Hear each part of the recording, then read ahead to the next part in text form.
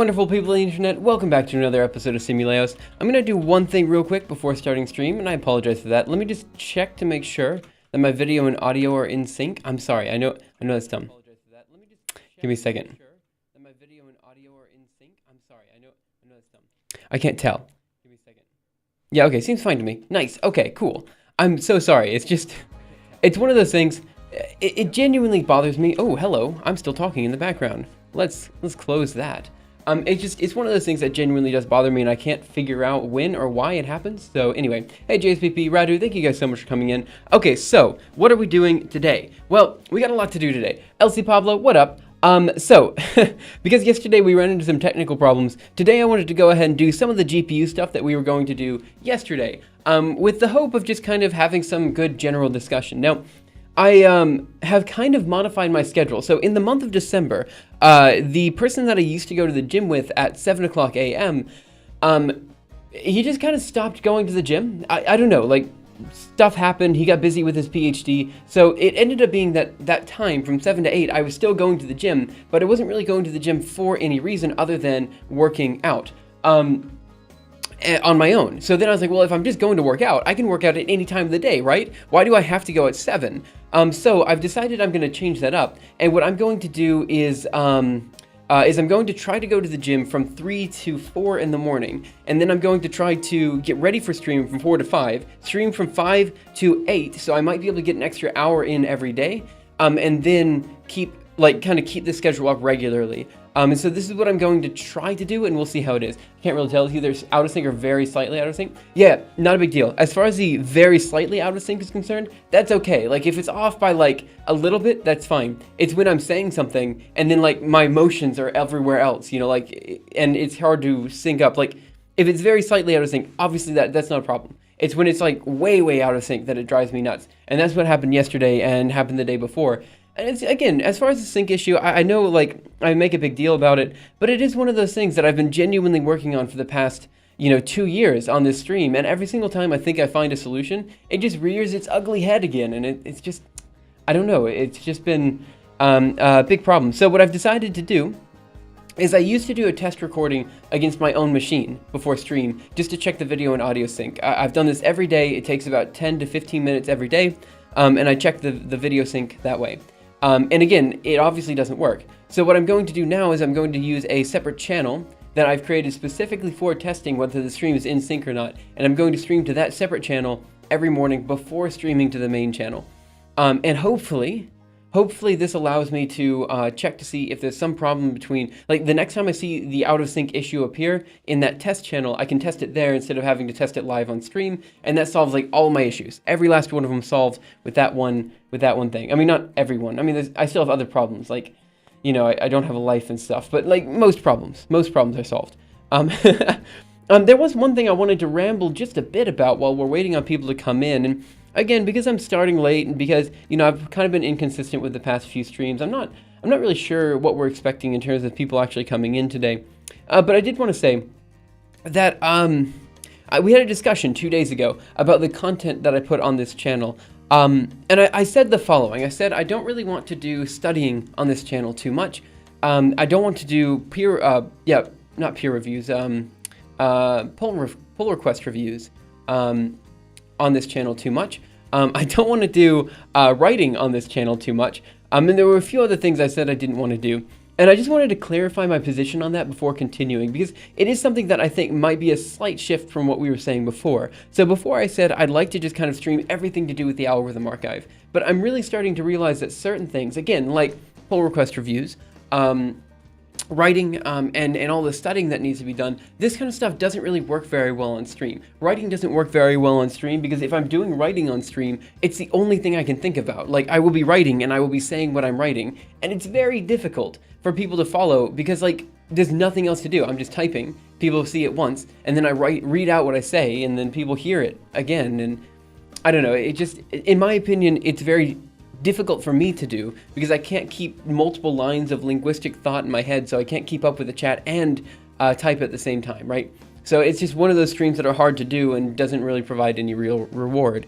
The pull request reviews, we've talked about that before. I just want to be careful about the pull request reviews because, again, sometimes I'm not really like monitoring what I say when I talk on this channel. So sometimes I might say something like, oh, I don't like this or I don't like that, and I'm afraid I could offend people, so I want to make sure I don't do that.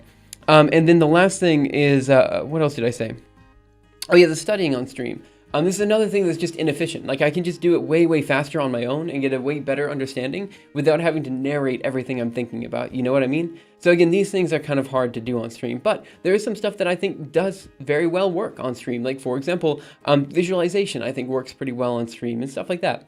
So I just wanted to say that I think we're going to try to, not only are we going to try to maybe do slightly longer streams, like I said before, but I'm going to try to make sure that we keep the streams maybe more or less on point. I think ramble sessions are still fine. I still enjoy my ramble sessions, or doing ramble sessions. Like it's fun because people just bring up stuff in chat and it's like, oh, that's super cool. Let's talk about it. You know, this type of thing.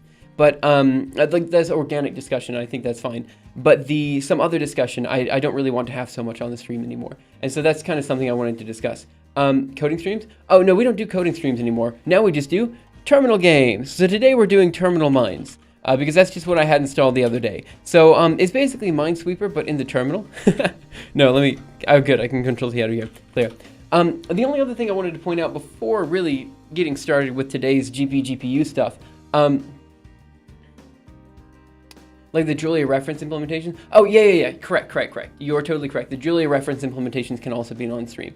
I just wanted to say that certain things I want to stay off of stream. So you're right, I missed a couple things. When this out of sync issue appeared, it seems like a video is a bit behind. If it's behind by a little bit, it should be fine, but it shouldn't be behind by a lot. I'm not dropping any frames, I don't believe. No, I should be okay. I mean, I just checked it. I should be okay with the video out of sync issue. Like, again, you should still be able to tell when I say a word, the word is supposed to be, like, what you hear. Does that make sense? Like, it shouldn't be that big of a deal today. But I'll go back and check the VOD afterwards. The other thing I wanted to point out is I also mentioned something about, I guess, the popularity of science and technology streams on Twitch. And this is something I want to have a general discussion on with specifically JSPP and Foldsters. Foldster? Does he have an S on his name? No, he doesn't have an S on his name. It's just Foldster. Ooh, man, I don't even remember his name. Great. Anyway, point is, I want to have this discussion with a few people, specifically because these people are very much invested into, I guess, the future of science and technology, I guess, not entertainment, but stuff going on Twitch and stuff going on YouTube and all this kind of stuff. It is a discussion I'd like to have. We don't necessarily have to have it on stream, but I've been kind of realizing recently that a lot of the science and tech people that I watch aren't really making streams, and they're not really making educational content for me as an individual. They're making it for basically the general public, right? Like if you go to SciShow or Hot Mess or Veritasium or even Smarter Every Day to some extent, I mean, all these videos are made for regular people just learning about science, you know? But there aren't too many channels out there that are for scientists and researchers who want to learn more about science or research. You know, except for like 2-minute papers. I would argue Biscuit is this way. And a few other people, like for example, 3 Blue 1 Brown, his videos have wide audience appeal. Pretty much anyone enjoys watching a good 3 Blue 1 Brown video, I think. I mean, I haven't shown my mom any 3 Blue 1 Brown videos, but I'm pretty sure, like, if she watched one, she'd be like, yeah, okay, that's somewhat enjoyable, you know? And so this is the thing, like, we don't really have too many people catering to a very specifically tech audience, you know what I mean? And so I don't think it's that big of a deal to have, it's also more education-focused people, edu people focused. Oh yes, sometimes, but it does also kind of depend. Because when I say edu, how do I put this? What I mean is that, in general, it's more accommodating for people who don't have a good understanding of the topic. By that I mean, the other day, we had a stream where we had Roots of Unity on stream with information about, scroll down here, where were we? Like these domain coloring plots, you know? Like we had a whole bunch of stuff up here that was just like, people couldn't follow this. Like if people popped into stream in the middle of nowhere and they just saw us reading stuff about Fourier transforms and trying to figure out like all this domain coloring stuff and talk about like all this, basically it was me learning this stuff on stream, this would be rather difficult to follow, you know? What's edu people? Like people who are interested in educational content. I would need to watch it from the beginning. Yeah, see, that's the thing, right there. That's my problem. A lot of people, if they want to learn something or they want to do something new or like they're trying to, Like, don't get me wrong, like, some people really do enjoy this content, and I really do enjoy content like this. Like, if I popped into a stream that was talking about stuff that I kind of knew about, I would very much like it, because, you know, people talking about computational physics, or people talking about programming, that's why I love all the programming channels on this, like, on Twitch, because, like, I can pop in, I can immediately get an intuitive grasp for what it is that they're doing, but if I don't have that background knowledge, all of a sudden it becomes weird. It becomes like, why would I watch this? It doesn't make any sense, you know, that type of thing. Hey, Trash Talk, it's kind of like if you're watching a video game you don't like. Like, for example, if I go onto Fortnite, any Fortnite stream, I just don't understand why people would watch a Fortnite stream. I just don't have an understanding of why this is fun, this is engaging. But if I go to a Guild Wars 2 stream, which I do very much like, I do very much like Guild Wars 2 streams. Like, these are fine. It's nice. Lumens. Oh, wow, that got everyone to, that got everyone to talk. I'm sorry. I didn't mean to, like, offend anyone there. Interspider and Lumens, thanks for coming in, guys. What I meant to say is, okay, let's say you go into a desert bus stream, okay? Like, for some people, a desert bus stream might make a lot of sense. This is a game where you're literally on a bus, and the only thing you have to do is press the left button every now and again to make sure your bus doesn't go off the road. That's basically all you have to do. It's an interesting game, but it's not a game I would naturally watch because I'm invested into the game, you know? Like, fine, maybe I'll watch it just out of sheer memosity or something like that. I still find CSGO tournaments entertaining if I stumble upon one. Yeah, exactly. Same thing here. Like, there's one particular streamer. His name is Wooden Potatoes. He does Guild Wars 2 streams and he does Guild Wars 2 videos. I love his stuff. It's so good because he just goes really in depth about the mechanics of the game and stuff like that. It's so good. I'm sorry, I don't know how to pronounce your name if I'm being honest. Go ahead and give a pronunciation key and I'll do my best to pronounce it that way from now on. Hey, PyroESP, how are you, man?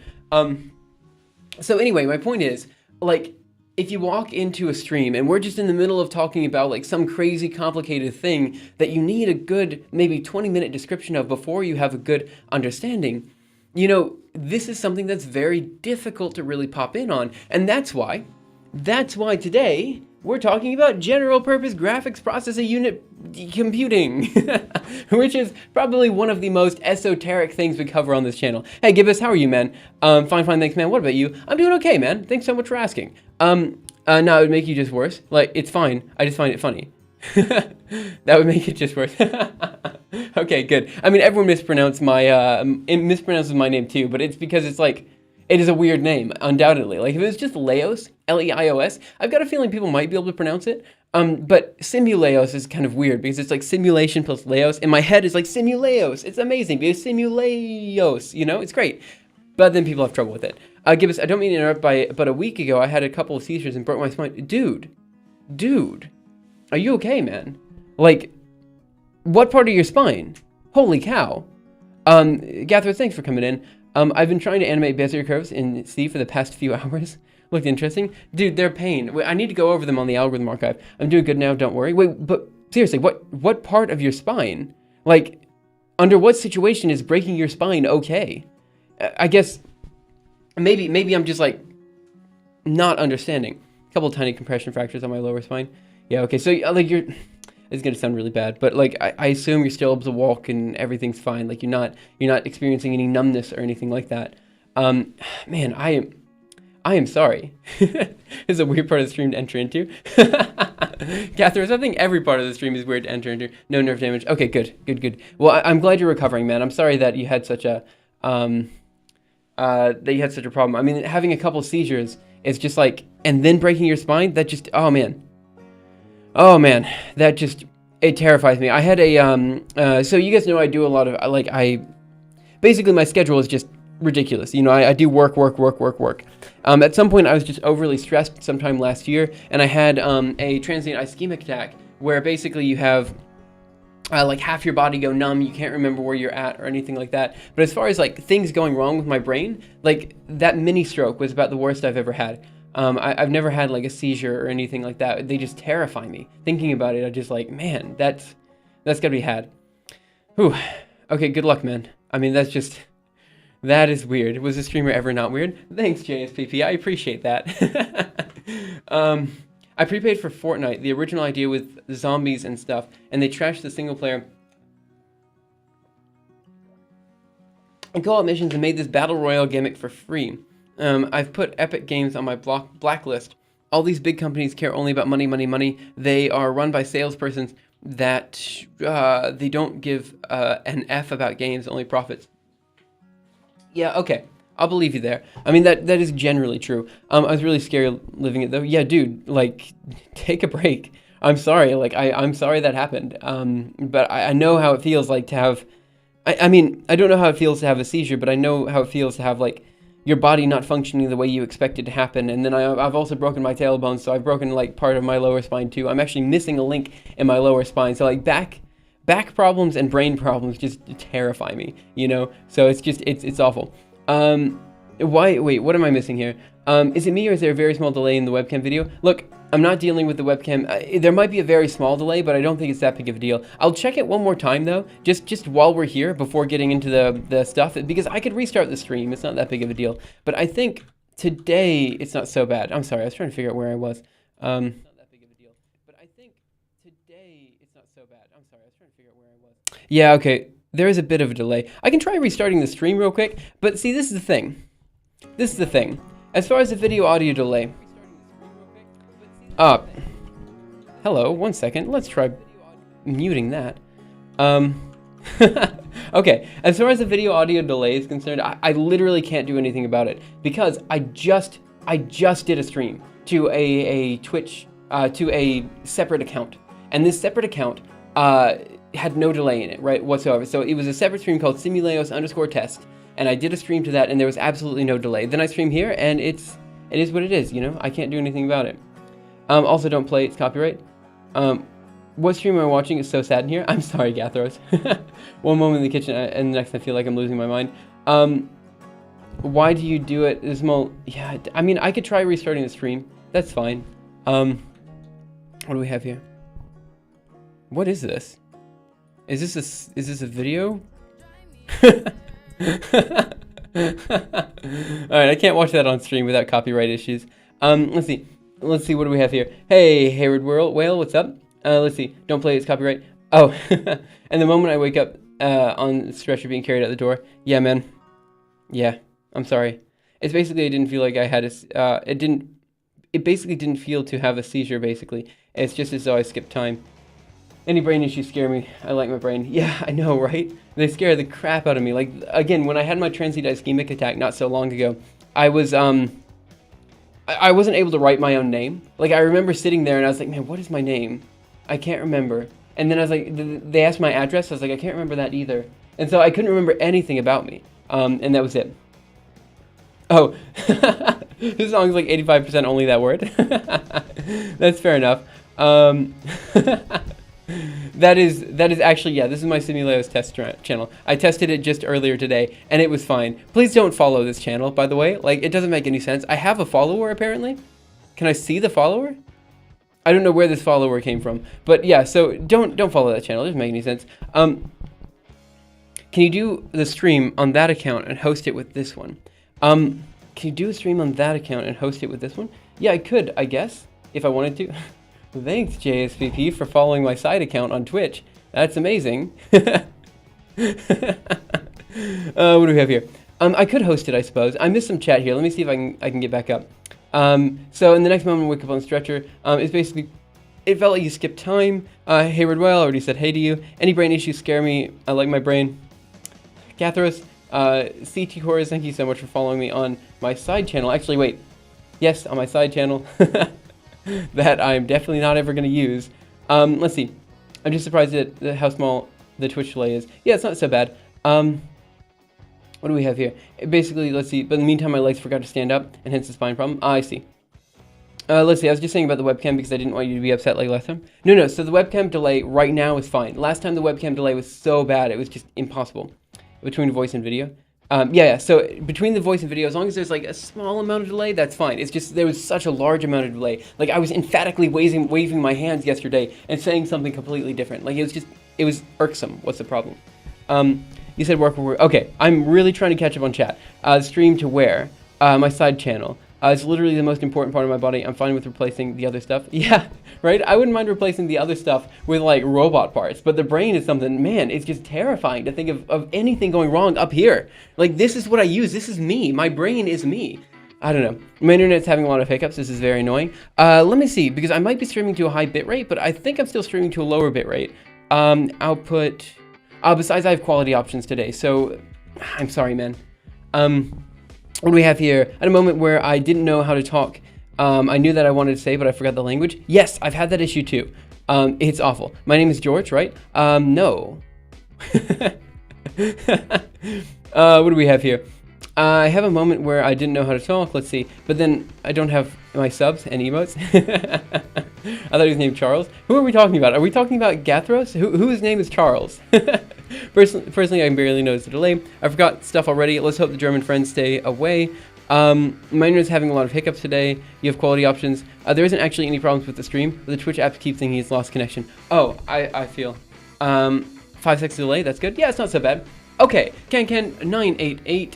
That was yesterday. I'm sorry. I was looking at previous notifications. Nice. Okay, let's go. So today we're going to talk about some GPGPU stuff. So it's been about a week. We do GPGPU stuff every weekend. So today, that was out of context. You said you forgot your name. So I commented your name was George, right? Oh. Yeah, no, I'm pretty sure I know my James. Oh my gosh. What? What was that kind of slip? I know my name. It's James. I was like, yeah, I know my James. All right, let's go. Okay, let's just do some general introduction to GPGPU, and then we'll talk about what we need to do from there, what we want to do today, and why it's a little bit weird and complicated. So today I wanted to do an application of basically shared memory on the GPU, and then we can go from there. I'm also having connection things. I'm also having connection trouble. Also, I think it's Twitch hates Leos today. Yeah, that's fair. I mean, in general, I'm okay with that. Let's see. Did I get a question? I got a question. That was out of context. That was Sintasu's comment. Okay, so I'm going to open up Zernal, and let's just go talking about what it is that we need to do today with the GPGPU stuff. And again, this is something I want your opinion on, because it's going to be another one of those streams where we do something that could potentially be very technically complicated for people who have no idea what we're talking about. And this is something I kind of want your guys' opinion on. I want a discussion on. We do some somewhat technical stuff on stream. A lot of programmers do some somewhat technical stuff on stream. The question is, how technical, like, do we ever get too technical? I don't know. Like, at what level is too technical? I guess that's the question. Because, for example, Biscuit, again, one of my favorite YouTubers, is very technical. I like very technical content. And I think, in a way, we're kind of missing a lot of very technical content on Twitch and YouTube and a bunch of different places. Maybe not so much on Twitch, but definitely on YouTube, we're missing very technical content. Because it always caters, again, to the general public. And I don't think anyone here is part of the general public. I think everyone here is kind of their own unique person, with their own unique thoughts and ideas and opinions and stuff like that. So even if you're not, like, super technically knowledgeable, you're still not part of the general public, you know? I don't know. I don't really know where I'm going with this. I just wanted to say that I am generally interested in how far we can go. I have no idea about GPGPU, so I'll give my feedback. Great. Okay, so let's first start by talking about what is a GPU. All right. It stands for gross PDFski _. No, I'm kidding. I just follow because most of the other streamers on Twitch are just coding, but your stream goes more in depth on algorithms and math. Yeah, that's basically what I do. Let's see. He does go in depth on any questions, which I really like. Everyone is part of the general public, and everyone is an individual. Yeah, I guess maybe that's true. Programming tutorials on YouTube be like, yeah, that's how to print to the consoles. You're a programmer now. It is like that, though, isn't it? Like, everyone gives you, like, the basic fundamentals. They're like, here's printing to a terminal. All right, good job, guys. And it's just like, no, there's so much more. But on the other hand, I do agree that technical content is hard to do in video form. Like, I think streams do technical content well because they're somewhere in between lectures and kind of learning with people. But I think YouTube videos do a poor job of this because you can't interact, you can't ask questions. And that fundamental interactivity, that question component is very important. Now, I do think that writing does a good job of technical content too. Like, for example, Stack Overflow, it's all written, right? Like, you don't have any videos on Stack Overflow, not really. Gef Pedest, no, I'm kidding. I'm kidding. Technical content is fine, but if you want your audience to keep up, then some pointers to resources to gain a better understanding would be nice. Yep, this is kind of why the algorithm archive exists, and that's kind of the idea. Good weird, we're all probably kind of weird. No, it's a good weird. Yeah, I understand. I'm putting more focus than usual on sitting up straight correctly, and I'll try to follow up. Yeah, man, good luck. I did the same thing not too long ago. Like, immediately after I had my back issues, I switched to I have a standing desk here. I very much like standing desks. It's not that I don't think standing desks are better than sitting desks, because if you stand completely still, you're still sedentary. The thing about standing desks is that I'm always moving, and you see this on stream. Like, I'm always just kind of moving around and just kind of stretching and stuff like that. And it's something that I think is one reason I do like the standing desk, because it kind of forces me to stay upright. It forces me to kind of move around and kind of, you know, be a bit more active than I would be in a chair. I think that level of interactivity is useful. Okay, we have the word GPU, and that's about all we've done today. So let's do a little bit more here. So GPU stands for the graphics processing. You know what? Let me do it this way, because I mean let me just erase this. Let's start at the beginning again. Let's try this again. So GPU, this is gonna be annoying. GPU stands for graphics processing unit. All right, I know everyone knows this, because like anyone who does any gaming, which a lot of you guys do, know what the GPU is. Like, you guys buy a good GPU, NVIDIA, AMD. You buy these GPUs specifically so that you can do gaming, right? Now you might be wondering, so professional, right? Anyway, graphics processing unit. So this guy has the distinct advantage that it's able to calculate basically millions of pixels on your screen, right? So your screen is going to be, let's say, 1024, we'll say 1920 by 1080 pixels wide, right? So if your resolution is 1920 by 1080, that's going to be about 2 million pixels that need to be updated at every 60th of a second, right? In order to have your flawless video or your flawless, graphical output for your video games, right? So you need basically a processing unit, something that allows you to do, that's going to be vertical.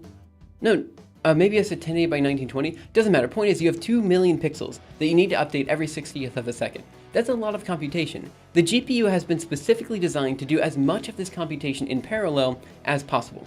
You know what I'm saying? So this basically means that instead of having a single big computation device that just churns through all of the pixels at once, it has a whole bunch of smaller compute devices that compute kind of individual sets of pixels at the same time. So it distributes the load across multiple processors, whereas the central processing unit has basically 1, 2, up to 12 very strong processors. The GPU has thousands of smaller ones, right? That all do little itty bitty tasks here and there, and the little itty bitty tasks are just changing your colors on your screen and stuff like that.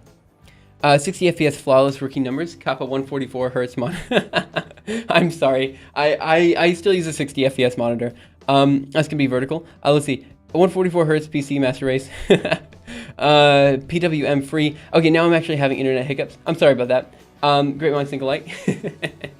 Okay, so this means that basically, if you want to use your GPU, you've got to basically find your problem, whatever the problem is, and you've got to split it up into itty-bitty parts that you can send to the GPU. And now after doing this, the GPU can do the computation much, much faster than the CPU can. We're talking about 50 times faster. Well, we'll say 5 times faster for well-optimized C code, and almost 200 times faster than well-optimized MATLAB code.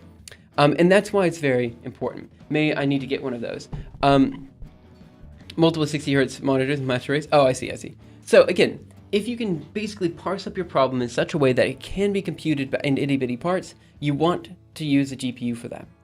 Okay, now we've had this discussion for the past few weeks. Honestly, we've been doing this for 6 weeks, and we've done a lot of basic discussion. We've done vector addition, addition in CUDA and OpenCL. And I'm just going to go through these guys real quick and explain what we've done so far, and then we'll go from there. OpenCL. So CUDA is a type of compute language for basically developing things on the GPU, right? It works specifically on NVIDIA cards. It doesn't work on AMD cards, only NVIDIA cards. OpenCL works on literally any card in existence. It works on AMD, it works on NVIDIA, it works on Intel, it works on... oh heck, it even works on FPGAs. It works on anything. You know, OpenCL is a very interesting compute language. However, OpenCL comes with a bit more boilerplate code. It's a little bit harder to write in small scale cases, right? So for that reason, the industry standard is usually using CUDA over OpenCL just because it's slightly easier to write. Also, I've got an NVIDIA GPU on my machine, so it just, for my own preferences, it's a little bit easier to write. Okay, so I don't want to bother continuing to sit up here, so I'm going to go upstairs. So I'm going to sit on the stream. It's okay, man. Good luck, man. Okay, so that's the first thing, vector addition. After that, we did some information on, I think, parallel summation,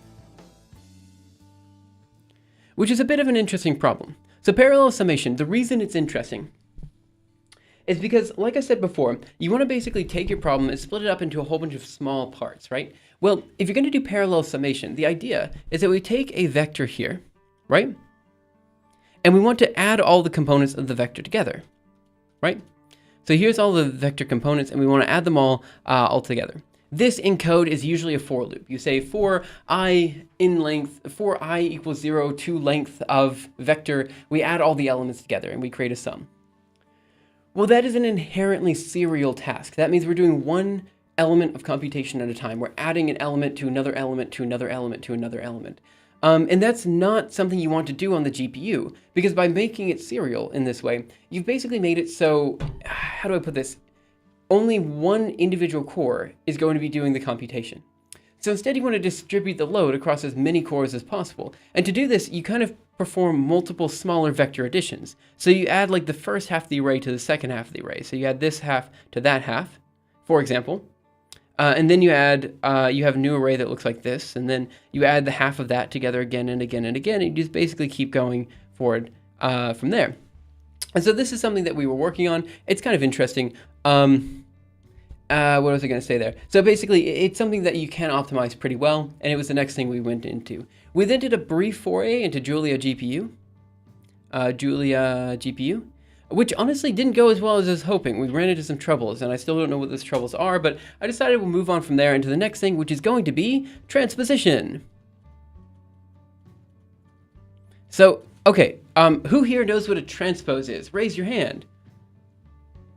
Not seeing any hands raised. Okay, what do we have here? Every company has to do some my closed source thing. OpenCL is better because every hardware company can implement it. Yeah, in some ways OpenCL is better, but again, yeah, but I guess scientists care about performance, so they use CUDA. That's exactly right. And again, you have to remember that I am a scientist, like I'm a computer scientist, not a computer scientist, but I'm a computational physicist, right? So in principle, I do mostly computational physics simulations, and I will be doing CUDA. I use CUDA for most of my stuff. So I'm just most familiar with CUDA. I would like to do more with OpenCL, and I've considered doing more with OpenCL. In fact, maybe we'll do more with OpenCL in the near future. I just have to think a bit more about it. Every company has to do my closed source thing.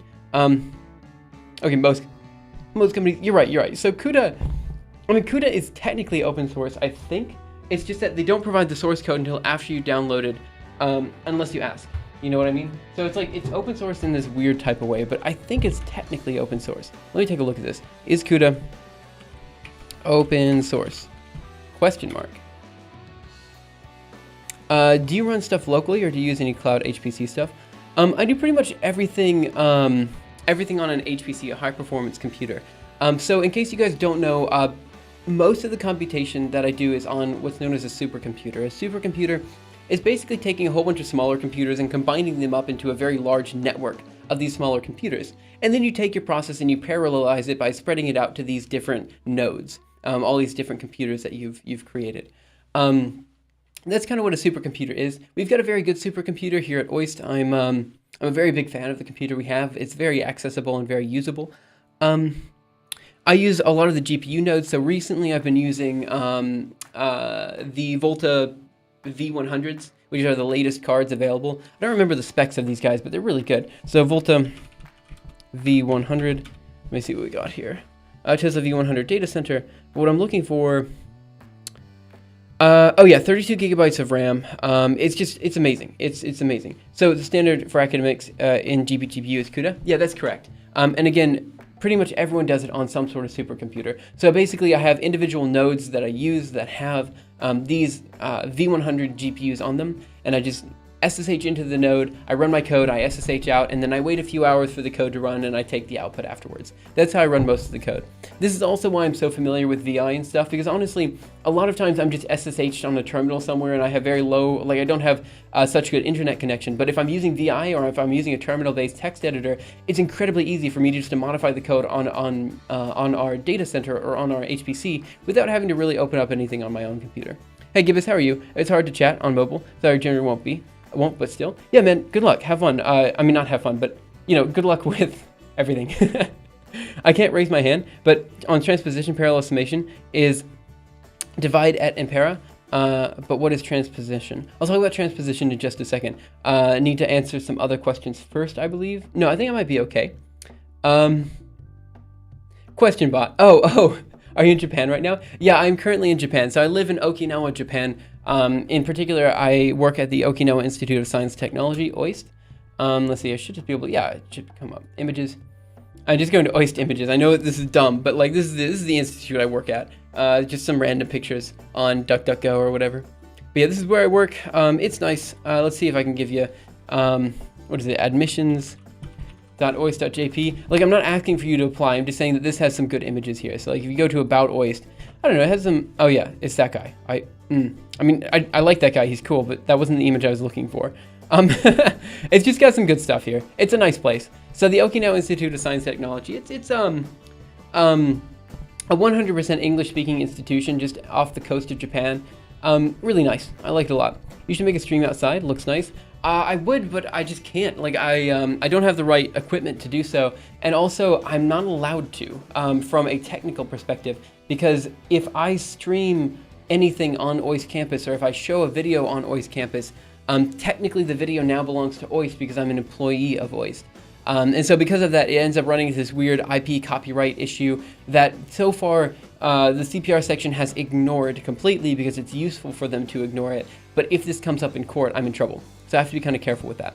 You should make a stream outside. Am I missing anything?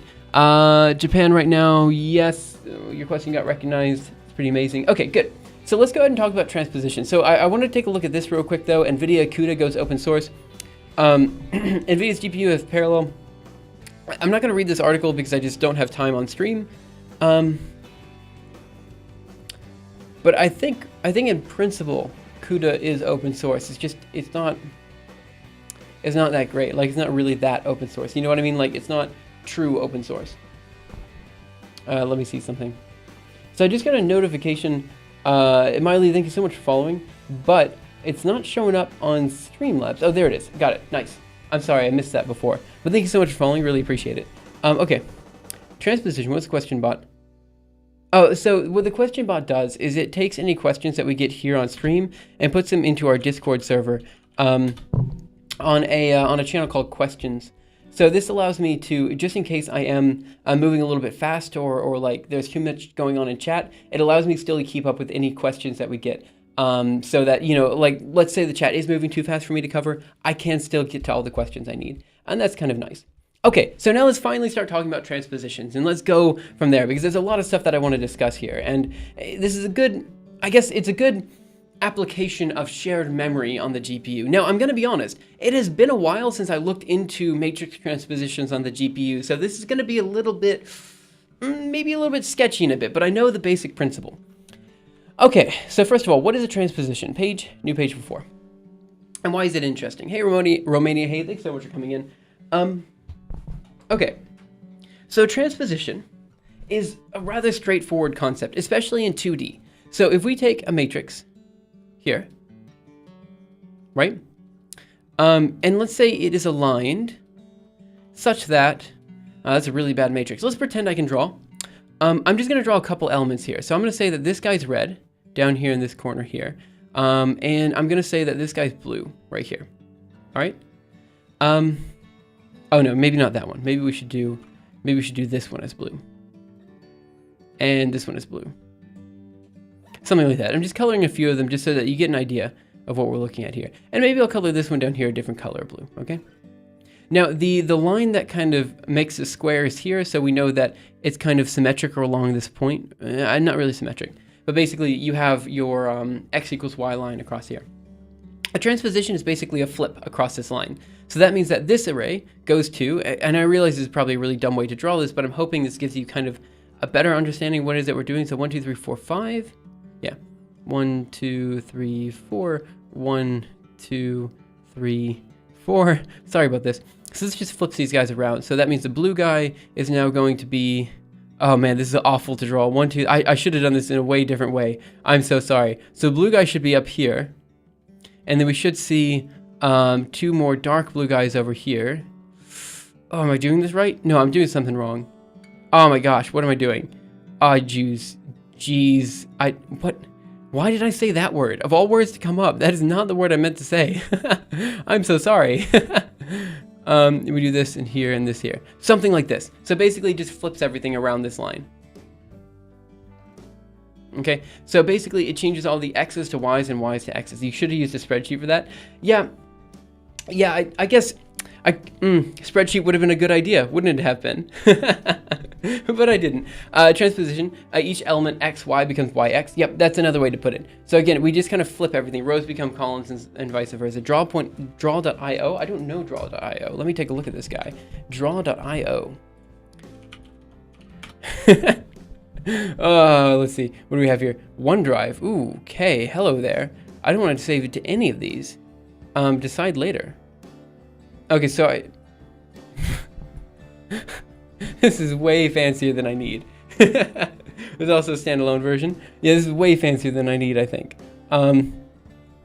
Yeah, way fancier, but it's okay. I think I could have used a spreadsheet, but basically the point is, leave page over here. The point is we're flipping our array. We're going from one access method to another access method. And like XYZ4D said, another way to put this is that we basically translate all of our XYs into YXs. So it does X, Y, comma, or 2, Y, X. Now you might be thinking to yourself, why is this important, right? Because let's think about how we access each individual element in an array. So if we just draw a big array here, right?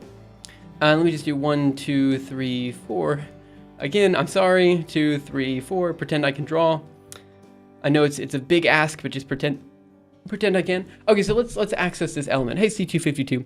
We'll say maybe starting counting at 0, we have 0, 1, 2, 3, 4, 5, 6, 7, 8, 9, 10, 11, so on and so forth, right? So this would mean that we're basically accessing elements like so. So we'll say for I equals, we'll say 0 to x dimension. That's an x. For j equals 0 to y dimension. We'll have some sort of index where the index is going to be equal to j plus I times y dimension. Something like this. And then we'll say our array of index, 1 second, is going to be equal to whatever we want to call it, index. It doesn't really matter, right? So this is some basic pseudocode of what it is that we're doing here, right? And so basically, if we're going to access each element consecutively, each element in a row of our large array here that we're working with, we have to find some way to index it such that we look at one element at a time. Now, here's the problem. Let's say we flip this around. Let's say we flip these around, so instead it's going to be j first through y dimension, and then we're going to do I here through x dimension, right? This is fine. That's an n squared operation, right? Shouldn't it be index equals j times x dimension plus I times y dimension? That's an n squared operation. It is an n squared operation, or aij. Yeah, so the aij thing, let me explain real quick. When we send data to the GPU, we always have to collapse it into a one-dimensional array, right? So that means if we're going to be accessing elements piece by piece, we're going to have to pay kind of more attention to how it is we do this accessing, right? So we can't just do aij. This is a bit different. Instead, we have to do a with some sort of index, right? Because we're indexing it a bit differently. So because we have to collapse it onto a 1D array, we're not able to access it in the way that you suggested PyRESP. But you are correct. We're doing the same thing. This is an n squared operation. Yes, it is an n squared operation. And again, you have better lookup tables. But because of the way we have to pass data to the GPU, we have some weird things that we have to do. As far as n lumens question here, shouldn't it be index j plus x dimension, x times j times x dimension, I times y dimension? Let's go ahead and draw this back out. So how it was just a second ago. So x dimension here y dimension here, I, j, right? This is where we are. 2D to 1D array indexing is x plus y times width. That is correct, but let's just kind of explain this for a bit. So we're already indexing through the y dimensions, right? So basically we'll be going 0, 1, 2, 3, 4. And this loop will always go 0, 1, 2, 3, 4, 0, 1, 2, 3, 4, right? So that's why we have to have a j outside of the times y dimension here.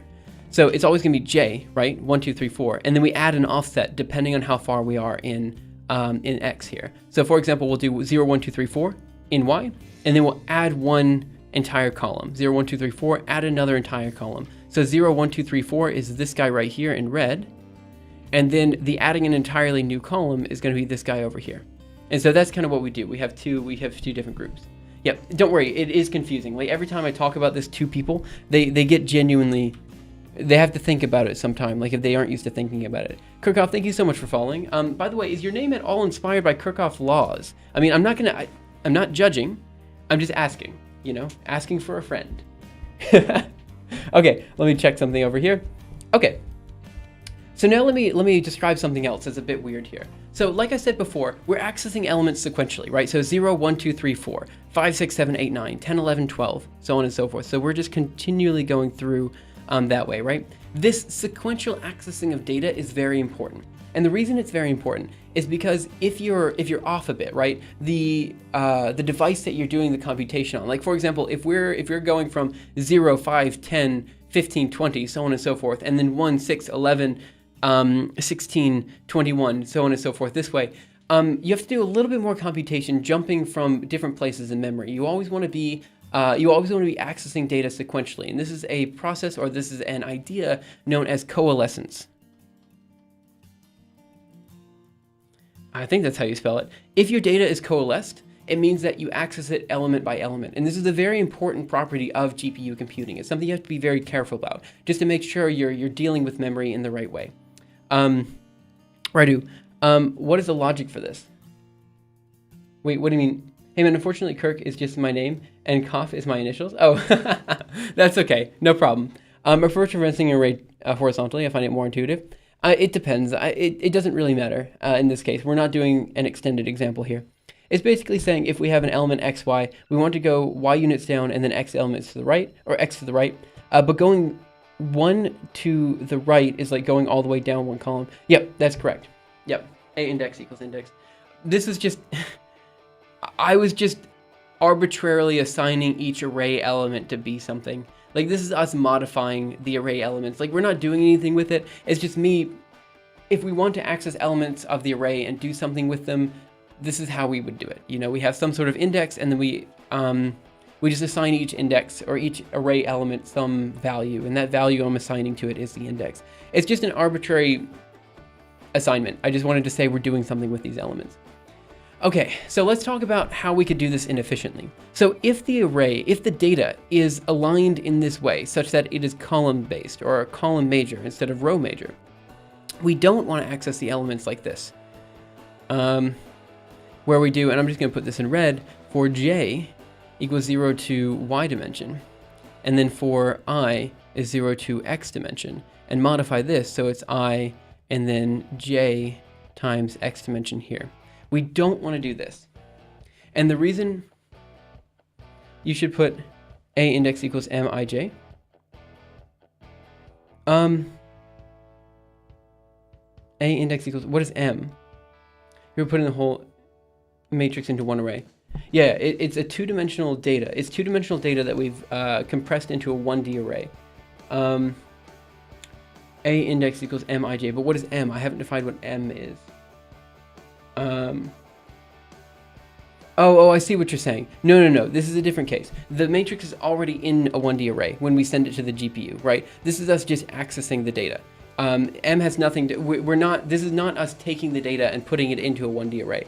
It's already in a 1D array because we always store it in a 1D array. This is us just dealing with the data as if it were already in this method. You know what I mean? Like if it's already in a 1D array, what do we do with it?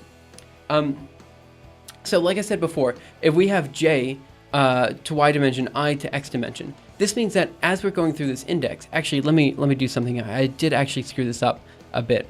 It's actually supposed to still be the same way it was before. J plus I times X dimension. That's correct. That means that every time we're going through I, we're going to be accessing element 0, then element 5, then element 10, then element 15, then element 20. And then the very next iteration, we're doing 1, 6, 11, 16, 21, so on and so forth. So by accessing elements this way, instead of accessing them this way, where everything is coalesced, we're actually hitting a pretty strong performance cost. Like, it's hurting us a lot by doing it this way. So we have to be very careful about how we're accessing the array, and this is kind of one of the motivations for doing a transposition, because by flipping the array, now all of a sudden we keep that coalescence, right? Because now let's say I did have to access the elements in this way. Let's say for some reason I had to do it this way, in the red.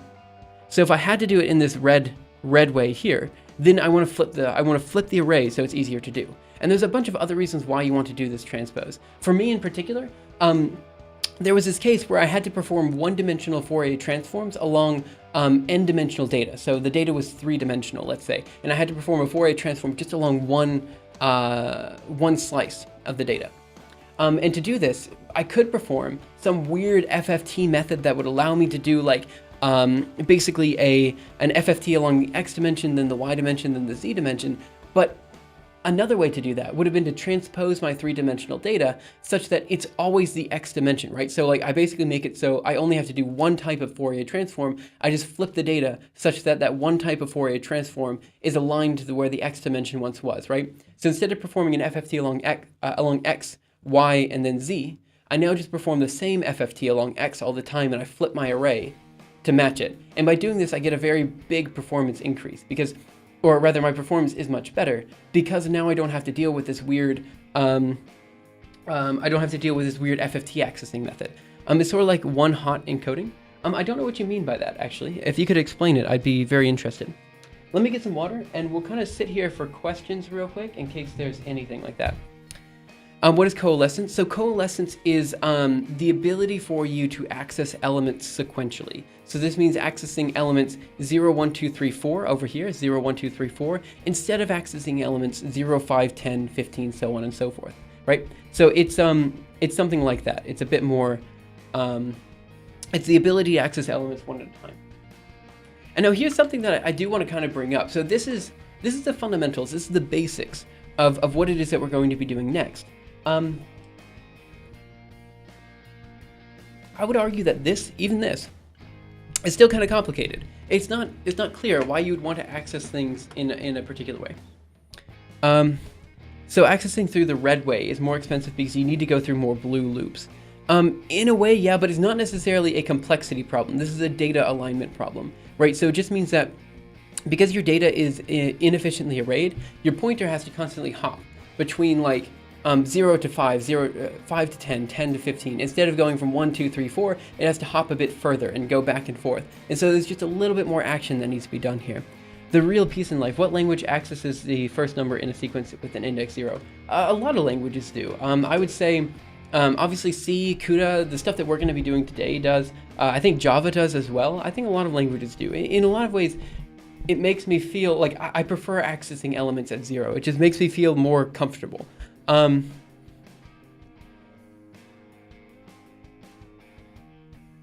Sorry, I had to get some water.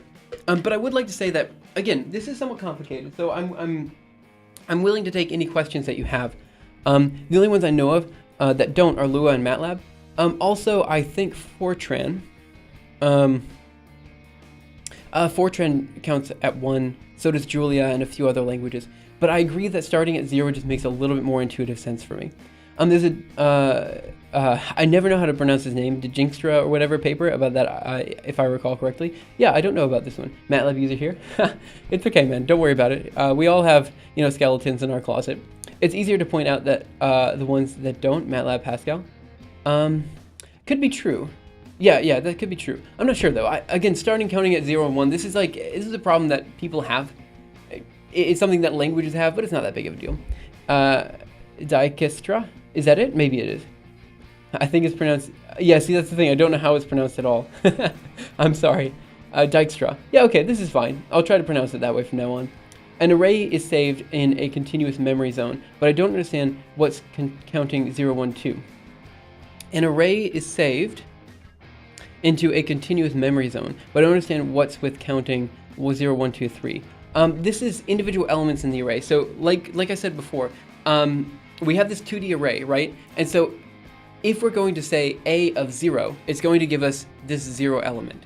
If we say A of 6, it's going to give us this guy in here, right? And so the idea is that like if we do 0, 1, 2, 3, 4, we're basically accessing individual elements of the array. So for example, if we do, one thing you should never do for a 2D array, and I know this for a very weird reason, is the following. So if you need a 2D array, a lot of people in C or C++ will do a double star star, right? So this is basically an array of arrays type of thing, and this is fine. It works okay.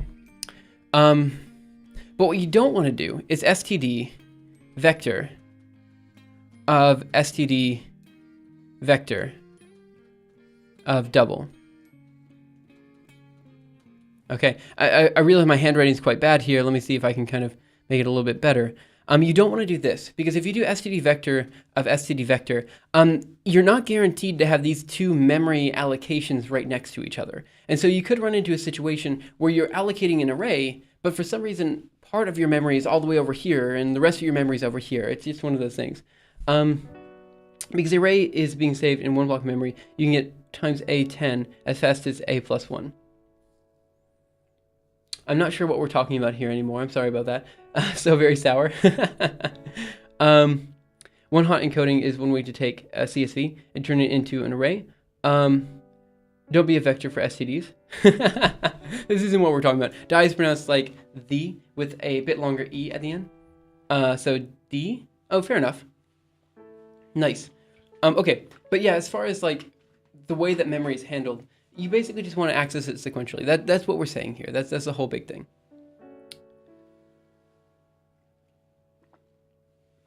Okay, so now let's talk about this on the GPU and explaining why it's an interesting test case, or an interesting thing to talk about in the first place.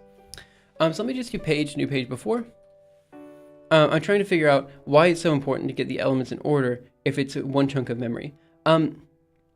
Because again, it might not be. Let's say you have your array. Again, let's just go back to that data in here. So here we have the array stored. We have the array stored in memory such that, you know, again, if we do 0, 1, 2, 3, 4, 5, 6, 7, you know, these are all of our array elements.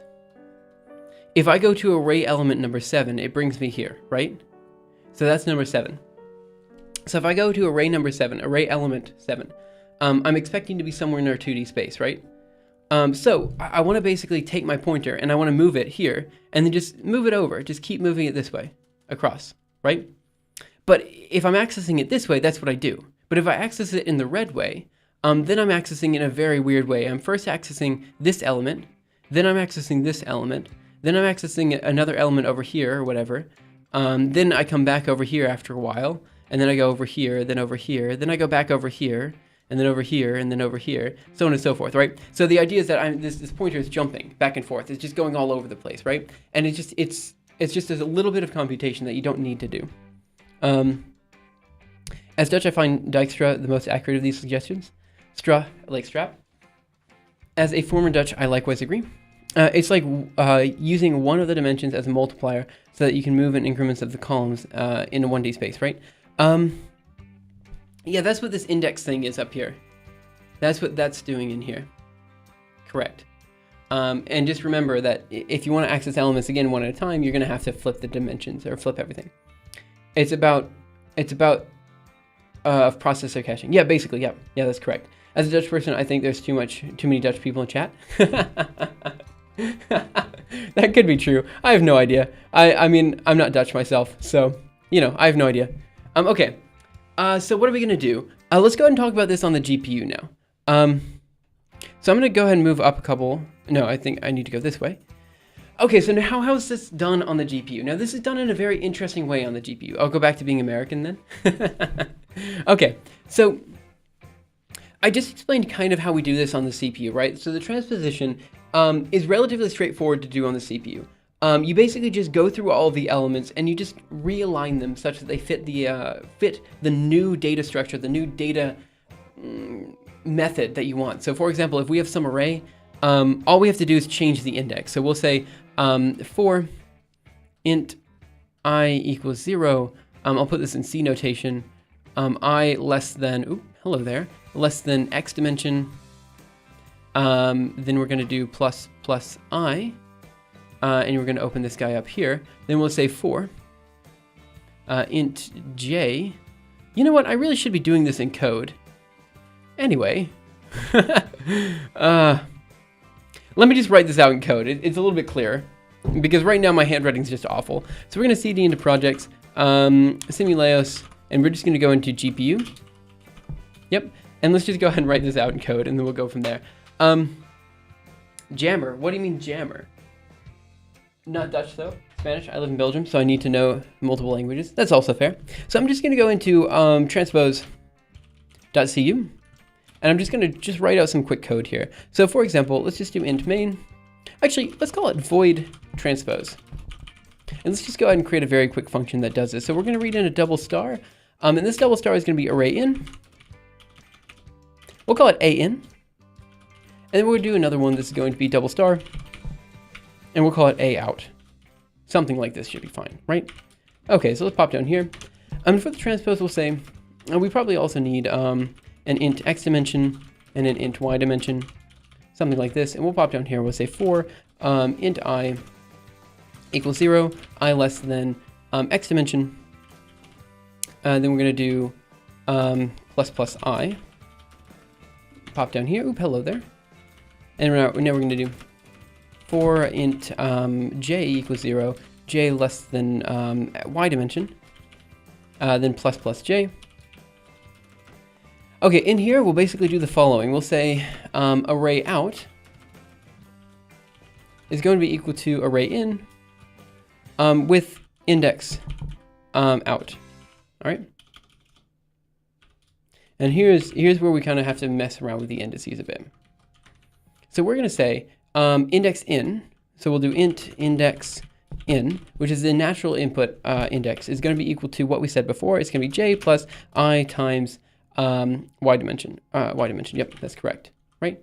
And then we just have an index out, which is going to be equal to I plus j times x dimension, right? So now we have an index in and an index out. Let's change this to out. And basically, in order to perform the transpose on the CPU, all we do is we just go through everything and we just flip it around. So now we just say, okay, we're going to read in a out of index in, and we're going to set it equal to the a in of index out. And let me see if I can get this right. Something like this I think should work. Let me see. Maybe I made a mistake. Well, I'll go ahead and check this out.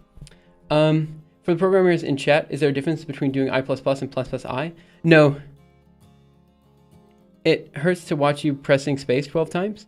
For arrays, I don't think it really matters. For loops. Yeah, you just have to have one instruction there. Plus I or I++. Yeah, so the reason I do plus I is because earlier there was a... earlier there in like maybe last year or something like that, there were people that kind of came in and they were like, you really should be using plus I. And I was like, look, it doesn't matter. And they're like, you really should be using plus I. So now I just do plus I instead of I++. But honestly, there isn't a difference. Are there types of memory that are set up as a matrix on the transistor level? Because I have made matrices of XOR latches to use rudimentary memory in a couple of projects. I think yes, in principle. In practice, I don't know what we're doing. You should really use I plus equals 1. It doesn't matter. Literally doesn't matter. Nothing of this matters. And I was watching you press space 12 times. I'm sorry, I use spaces. It's what I do. Any type of memory. Yeah, so I don't know C252 as far as that's concerned. I think there are hardware-based arrays that you can use, but I'm not sure exactly. I'm not sure. I don't know much about this. Sorry about that. Because people in Twitch chat definitely know more about performance than the guy who literally programs supercomputers for his jobs. Honestly, it happens a lot of times. People in Twitch chat do generally know a lot. And this is something going back to the technical discussion we were having before about like, there are a lot of people in Twitch chat that do have a good understanding of a lot of technical things that I don't have a good understanding of. So let's go ahead and create some more stuff in here. So I'm going to say, let's go ahead and do a new function we'll call void, and we're just going to call it print array, just so we have some sort of formatting here, print array.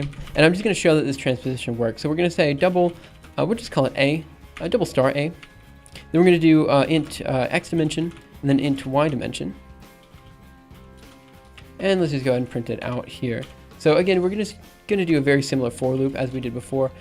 I'm just gonna do yank for yank. Actually, yank 7 yank. And we're just gonna paste it down here, because I don't care that much. And then we're just gonna stdc out some stuff. D,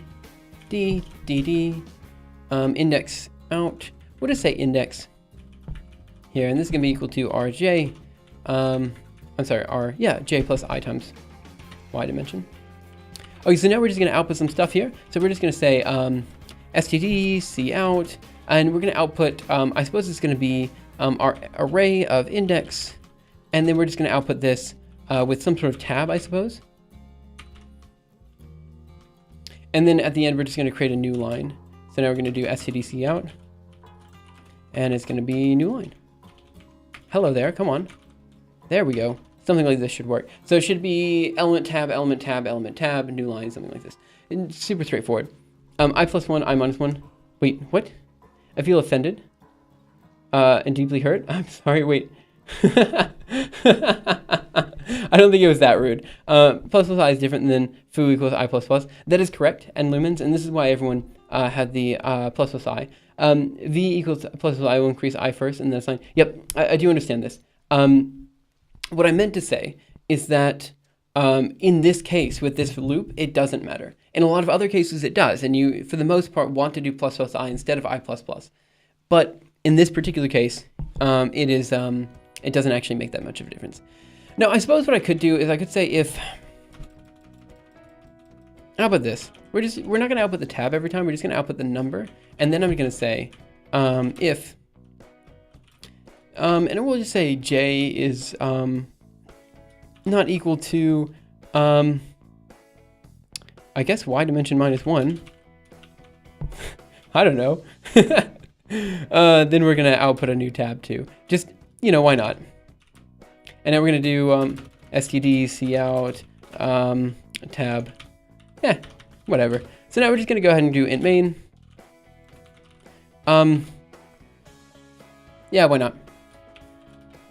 Let's just go ahead and create an array. So we're going to say double star a in, and double star a out. And again, I'm going to be using notation here that we're going to be keeping with the CUDA notation. So I'm going to use malix instead of calyx and some other stuff here. Admittedly, there are advantages and disadvantages for doing a whole bunch of different things, but for now, I'm just going to be doing everything kind of straight. This is mostly C style, because when you code for CUDA, it's again mostly C style. I thought it was the other way around, but I'm not sure anymore. Oh no, I got the wrong way around myself. I'm not sure about 100%, but I think that's it. Mostly I use I++, to be honest. Sorry for asking a painfully off-topic question, but am I the only one who never uses the right shift key? Wait, let me see. Do I use? I use both shift keys, I think. Oh, no. Actually, what do I use? Hello. Oh, I don't think I ever used the... No, I think... Oh my gosh.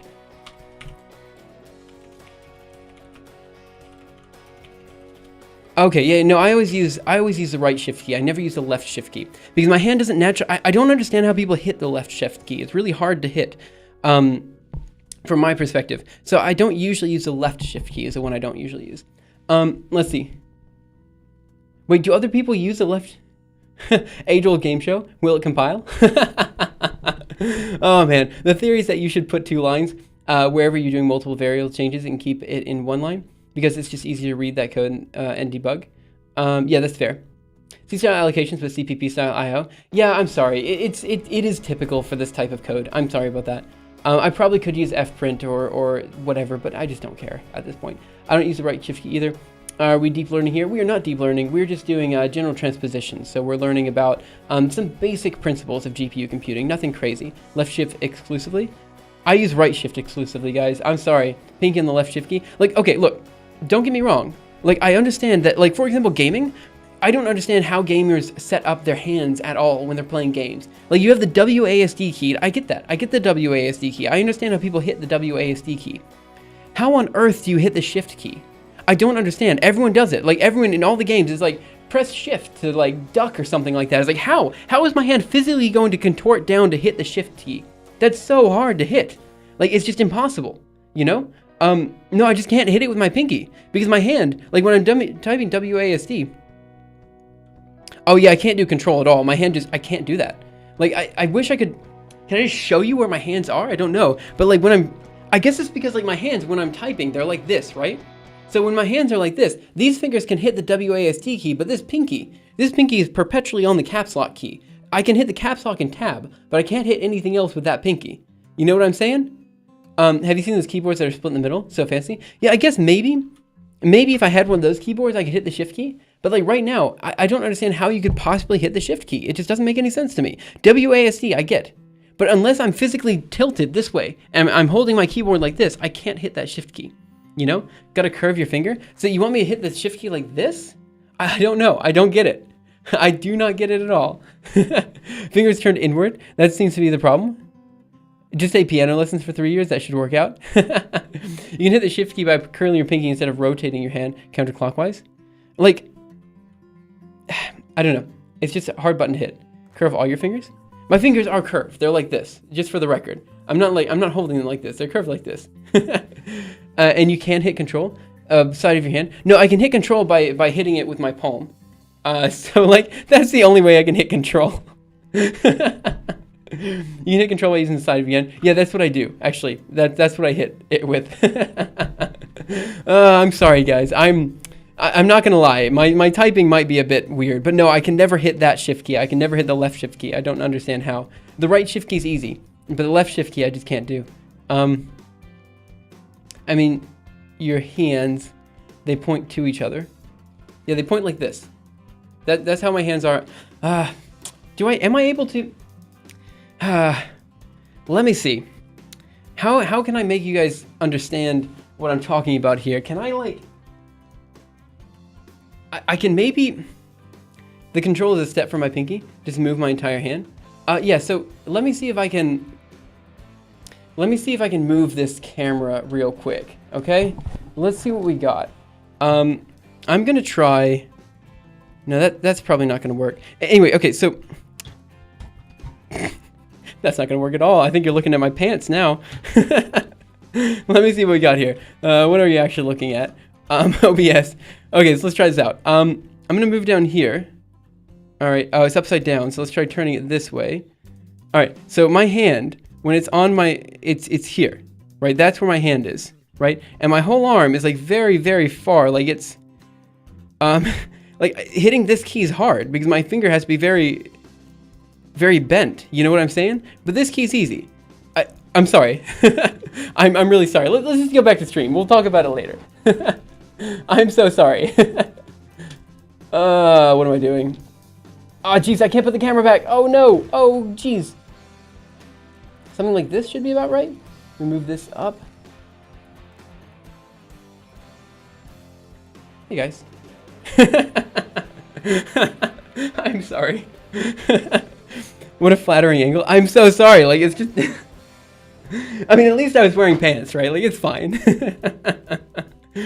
My point is, like, I can hold control, and I don't know what that key is with my pinky. Oh, you must be using a Mac. It's really strange. My pinky just falls naturally on the shift in the same position. Yeah, mine... mine literally, I can't get my pinky down there without, like, bending it. So, like, I'm pressing the button like this. It's so hard. But I think it's because... Okay, no, don't get me wrong here. Like, I think I've got, like, relatively broad shoulders. So I think my hands are unnaturally curved when they're touching the keyboard. So like when I'm hitting the keyboard, my hands are like this, you know? So like they're usually for other people, I think they're like this, but I can't get my hands like that. So I think my hands are just over far, like reaching in. And because of that, I end up having trouble like hitting certain keys. Looks indeed awkward. Maybe I just have like very large, it could be I have very large hands. Also, like, again, I think my shoulders are very much broader than the keyboard. So again, like my arms are just extended out a bit. And so it's hard. Everything's hard. I should just stop typing. Okay, let's get back to GPU computing. If I missed your chat and I wasn't able to catch up with you, I type 40 words per hour with errors. If you want perfection, you get less words. If you have, if I have my hands at that angle, I can't press Control Shift 2. Yeah, exactly. Like that's the thing. Like the angle, and I can't hold them in this angle. Like, my hands just, how do I do that? I'm looking like some sort of weird dinosaur. My point is, anyway, doesn't matter. Point is, I have trouble. Had to invent yet another key because Apple and everyone uses Control-C, Control-V. They use for some Command V terminal. Yeah, okay, fair enough. Images, let me see what we have here. Gonna have your keyboard like this? What? Who are you, Donald Trump? Those are like the smallest hands I've ever seen in my life. Open link here. What do we have? I'm not gonna lie. I could hit the shift key then.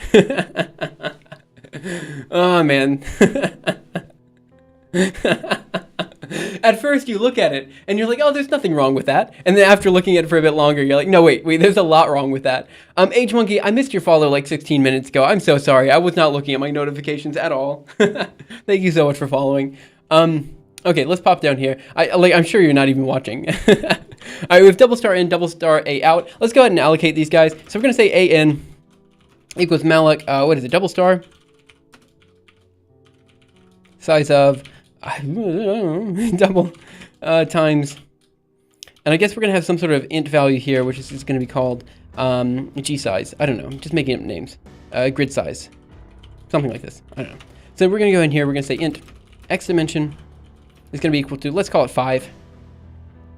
5, yeah, this should be fine. Then we're going to int y dimension is going to be equal to 5 again. Just making a square matrix makes this easy on us. And then we're going to do int g size. I guess I should do it this way. It's going to be equal to x dimension times y dimension. Okay. And then down here, we'll just call it g size in here. I'm running off the seat of my pants. What's, I don't know what that phrase is called. A out. I think this is correct. Let's go. CD projects, Simuleos, GPU. Let's go. NVCC, transpose. .cu. I forgot to do things. All right, let's try this again. Include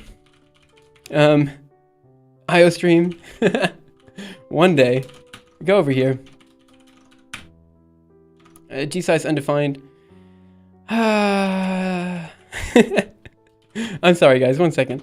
AN was set but never used. What's the next error? Expected an identifier on 28.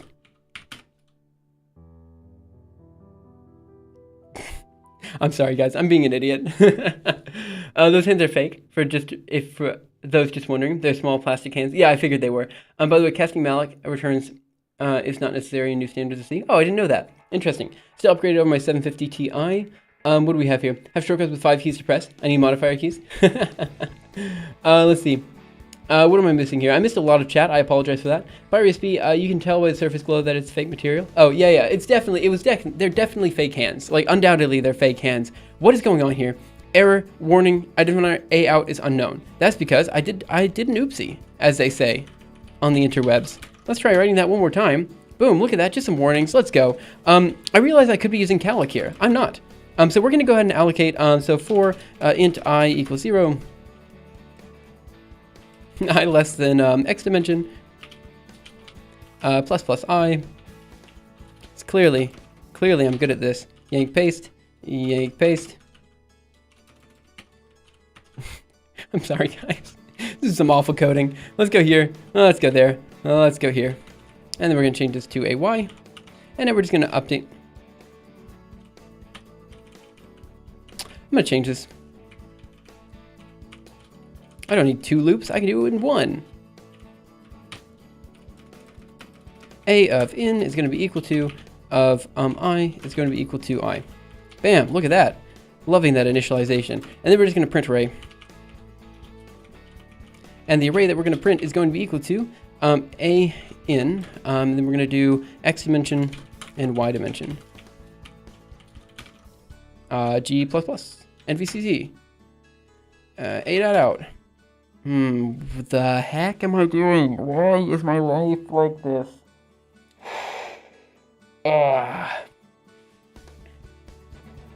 DIW to delete a word? Yeah, I could do that. It's just DW, not DIW. Flying by the seat of pants, maybe? That's probably the word I was going. Are you going to get fireweed? What is fireweed? Oh, wait, never mind. Firewood. Oh. And Lumens, thank you so much for following, man. I realize I'm just missing everything today. How did I get all these zeros? That's a question. I don't know. What am I doing with my life? G size is X. What? How? How did I get so many zeros? What did I do? A dot out. What? How? Let me. What? Int X dimension, int Y dimension, double star A. How? What? This is super simple code. What am I doing? Let's go ahead and NVCC transpose. A dot out. Yeah, that one works. So there's something wrong with my print array function then. Index equals... What? Size of double... You put in J for... Thanks. Let's try that again. Oh, look at that. Look who's the amazing programmer.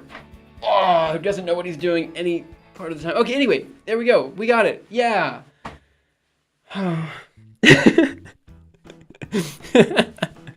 And on the other function. Yep. Ah, jeez. I'm sorry, guys. I'm sorry. Okay, so now we're going to go ahead and do the transpose over here. So we're just going to do print array, and then we're going to do transpose. Transpose, and then we're going to read in A, out, X dimension, Y dimension, something like this. And then we're going to yank here, paste down here, change this to A out. Boom, look at that. Done. NVCC, A dot out. Boom, look at that. Perfect. Absolutely perfect. I'm not saying I'm a genius or anything, but clearly I don't know what I'm doing. Let's go and print out a new line 2 in between the two of them. So we're going to do std cout, and we're just going to put down a new line here. Now let's go ahead and do nvcc a.out. And you can see clearly here we've done the transpose what looks to be correctly. So here we have a row major matrix, so 0, 1, 2, 3, 4. And here we have a column major matrix, 0, 1, 2, 3, 4. 5, 6, 7, 8, 5, 6, 7, 8, so on and so forth. So this is correct. Thanks, guys. The 770 doesn't do CUDA 8 either, so I'll just have both GPUs on my PC. One for testing PyTorch stuff, and small batch sizes 770 for games. I'm sorry, guys. What do we have? There's nothing suspicious about the size. It was all the material. Let's see. Blueberry King, DIW, delete inner word. Don't need to be at the start of the word. Oh, yeah. Okay, fine. Fair enough. Thanks, Hayward Well. Let's see. Ski, I never understood the NVIDIA decides what cars to support and what versions of CUDA. Perfect compute compatibility.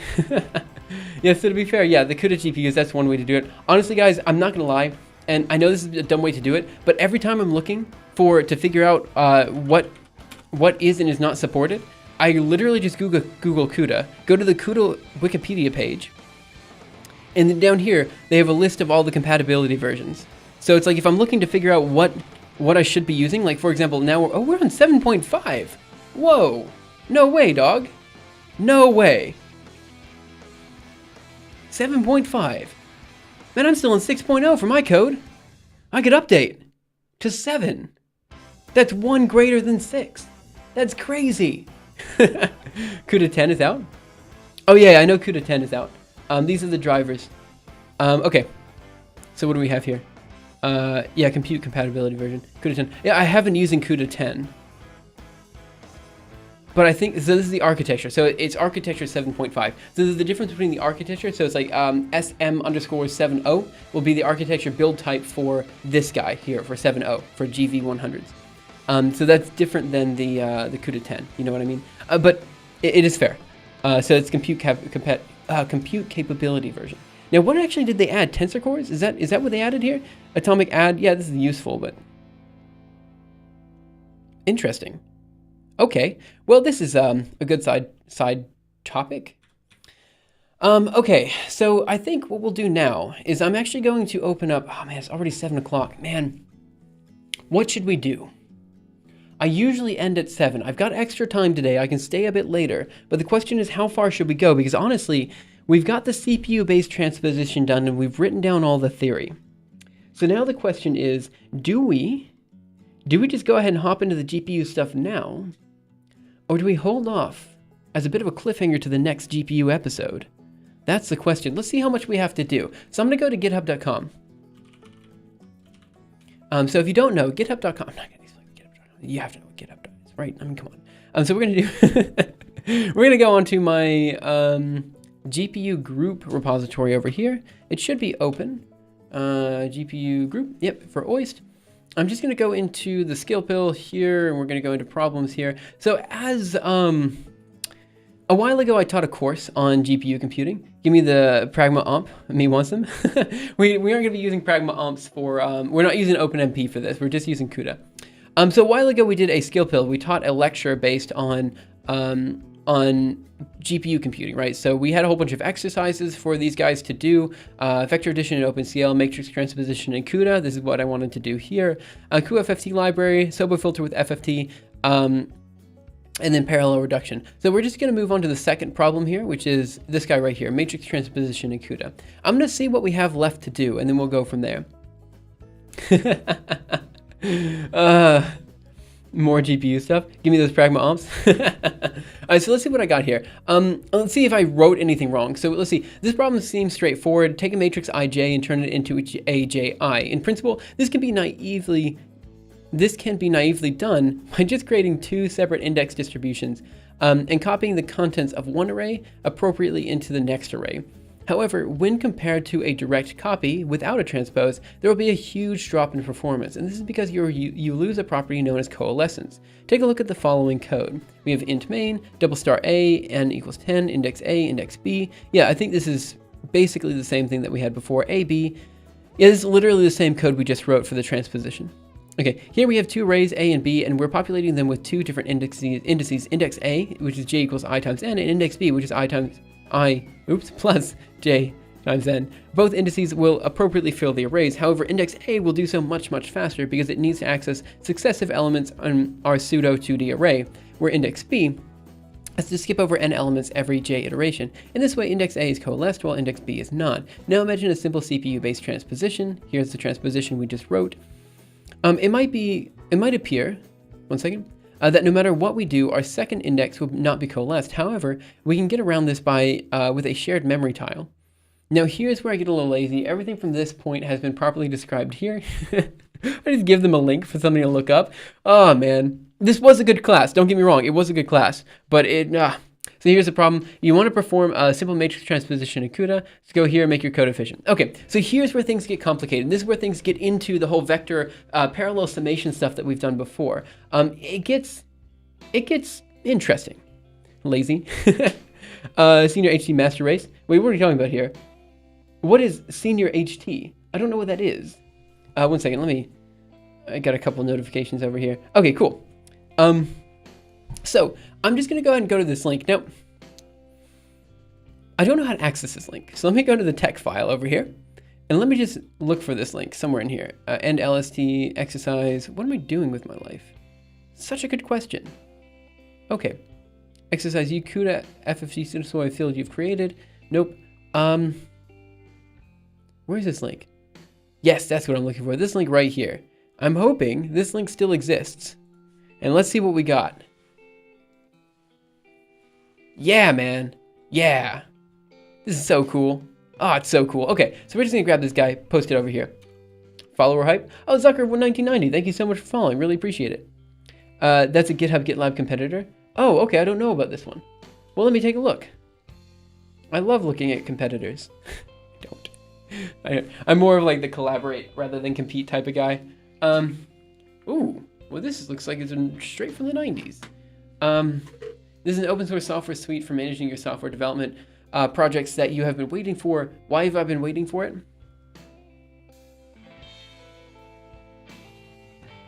100% free and open source software. All features work without JavaScript, absolutely no tracking or advertising. Yeah, okay, fair enough. Composable Unix style mini service. Yep, this is totally one of those services I would like to support. But I'm probably not going to because everything's just interfaced with GitHub now. I'm so into the GitHub ecosystem that it's hard for me to use other things. Looks like 90s. I'm sorry. I mean, they're not using JavaScript, right? So they're clearly not from the 2000s. I'm kidding. It's fine. They're probably quite good. I'm not in any way. I'm not trying to like say that they're not good, because honestly, the fully open source, not using JavaScript, like they're doing good things, undoubtedly. It's just that I'm still just stuck with GitHub. I mean, it's kind of like how I'm stuck with Facebook, just because my grandmother uses Facebook and she doesn't use anything else. So it's very difficult for me to use anything but Facebook, just because that's what I know, you know? So if I'm going to communicate with my family, the only way to do so is with Facebook. Similarly, if I'm going to communicate with you guys, the only way I know how to do that is via GitHub and Twitch and YouTube and Discord. I don't like JavaScript either, but I think you can use GitHub without it. JavaScript, yeah, you might be able to. I'm not really sure. Okay, so I think I just put this link. Yeah, I put this link in the chat. So there's actually some stuff here that we need to talk about. So I think what I'll do is we'll just go briefly through here and we'll see what we can do. This might be a two-parter. We might come back tomorrow with more information here. So my last Code to C++ post covered the mechanics of using shared memory. Yep. Including static and dynamic allocation. In this post, I will show some of the performance gains achievable by using shared memory. Specifically, I'll optimize matrix transpose to show how to use shared memory to reorder strided global memory access into coalesced access. So when they say strided memory access, they're specifically talking about that improper accessing that we said before. So let's go back to the diagrams we drew. We are talking about, let's go up a couple pages, accessing here. This is going to be called the strided access. Whereas accessing the other way is going to be called the coalesced access. So let me just go ahead and say red is strided. So we'll say coalescence and strided. Stride access? I'm not sure. But when they say strided access, that means you have to take certain strides to get there. So it kind of makes sense. Then JavaScript, they use it for progressive enhancement. JavaScript is BS. You don't have to read this message. I just need to say that. It's fine, man. Everything is functional without JavaScript. Yeah, I mean, don't get me wrong. I know people who do JavaScript. I know people who like JavaScript. I don't use JavaScript too much, but everything that we do on the algorithm archive has JavaScript components in it. It's a very useful tool that we need to know more about. So what I want to do is pull down here to show you guys something very interesting here. So what we're talking about is the effective bandwidth, the amount of data that is passing through our GPU system at any given moment in time, right? So if we do just so we're using Tesla M250 or Tesla K20s. These are old school GPUs, but what we wrote here should still basically work here. So basically for a copy, you have a bandwidth of 105 on the Tesla M250 and a 136 on the K20. So this copy is basically just taking an array of values and then copying it to another array of values. Literally all we're doing is we're taking an array and moving it over slightly. We're not transposing it, we're not doing anything with it, we're just taking the array and copying it somewhere else, right? So this should in principle be as fast as you can get for certain cases. So then we have, that's the copy. Now you'll see that the copy with the shared memory, actually we see some performance increase with the K20s, but we don't see too much of a performance increase with the M20s. So what is shared memory? Shared memory is a block of memory that you've dedicated to each individual kernel. So for example, if I allocated or if I did a function in my GPU, I need to allocate a certain amount of memory that's used in this function, right? And usually it will be the amount of memory in the individual arrays that we're sending in, right? So for example, with this transpose that we have over here, we would need to allocate enough memory for one double star array and then another double star array. But what I can do is I can actually allocate a third double star array that's going to be some sort of temporary memory that's only available for that function in particular. And this is going to be called shared memory. Now there's more to it than that. It's just, we call it the shared memory. There's reasons why it is fast. I don't want to go into those reasons right now, but basically we'll have this shared memory that you can use just as a member of the kernel. You know what I mean? First time I heard of coalescence in English, I think it as a band name. Oh, interesting. Is that a band? I've never, coalescence is a word I've read a lot. Like, it's one of my favorite words, coalesce. I don't know why, it's just a nice word. You know, combining everything together, it's just nice. Like, but I don't know what it's called. You know, I don't know like if there's a band or anything named after that. So I can't really help you with that. How clear a list with JavaScript list.length equals 0? I borked that sentence. I'll read the chat up in just a second. So here we have the copy using shared memory, and we see a very large performance increase with the Tesla K20s. If we do a naive transposition, we see that we're just awful. On the M20s, we're literally 18, a bandwidth of 18, and we want a bandwidth of 105. The higher numbers are better here.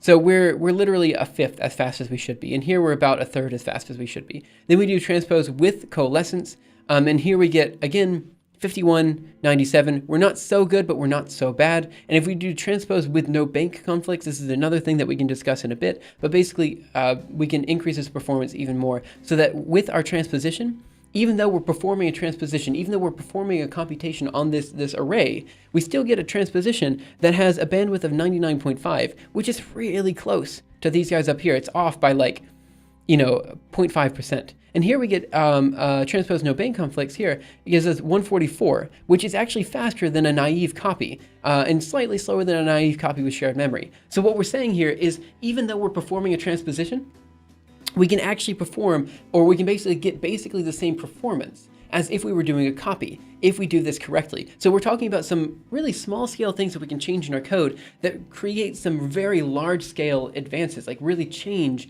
how it is that we're doing, like really change the speed of our code. Does that make sense? So just small scale changes to our code that we've written will really drastically change the performance. That's what I'm trying to say here. And so this is kind of part of this is really the whole thing with GPU computing. It's effectively using GPU memory such that when you do this type of stuff, you can really start advancing. You can really start making your code faster. And this is really cool. Okay, so I don't like JavaScript either, but I think you can use GitHub without JavaScript. They don't have no JavaScript. They use it for progressive enhancement. Yeah, so I don't know what this is exactly. JavaScript is, everything is functional without JavaScript. You even learn a lot of, though I don't know how you can do without JavaScript. A lot of things. Yep, I understand. It's okay. How clear a list is JavaScript? Let's see. I do JavaScript for work, but I don't mind it. I wish I could do more C stuff, but JavaScript isn't bad. First time I heard coalescence in English or something. I have to say now, see ya, and Lumens, thank you so much for coming in. Let's see. Evanescence. Oh, evanescence. Yeah, this is different than coalescence. Evanescence, that is a band, right? But coalescence is I don't know, is evanescence an actual word? Oh, evanescent waves, of course. Yeah, this is actually part of my research, has to do with evanescent waves. It's because there's less memory allocated since a lot of it is shared and already exists. It is partially because of this. So I think what we'll do is we'll go through here, I think, and we'll get to the simple matrix copy. Oh, no, let's go to the naive matrix transpose. Let's get that far. And then we'll call it for the day, and we'll do the advances, we'll do the enhancements next time, because these will get kind of complicated. And I don't think we can get so far with that, but I think we can at least go to the naive matrix transpose. And I think that's a good place to stop for today, and we'll have this be a two-parter, and we'll come back tomorrow with more information from there. And I think that's probably a good way to do it. Let me go ahead and get some water real quick.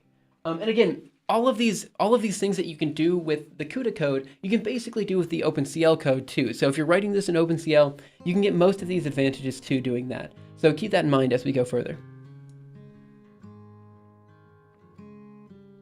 So I'm going to skim that first section up there real quick just to make sure there isn't any big theory things that we missed here, but I think we're pretty close to having hit everything. So I'm pretty happy with that introduction. It was a bit long, but I think we got everything we need. A transpose is where you've swapped the nth row with the nth column. Yep, that's exactly what you do. So here we've performed the swapping, and we get basically the same performance as just performing a copy. And that's really cool, because honestly, you wouldn't naturally expect that. You'd expect a huge performance decrease, like we showed a second ago.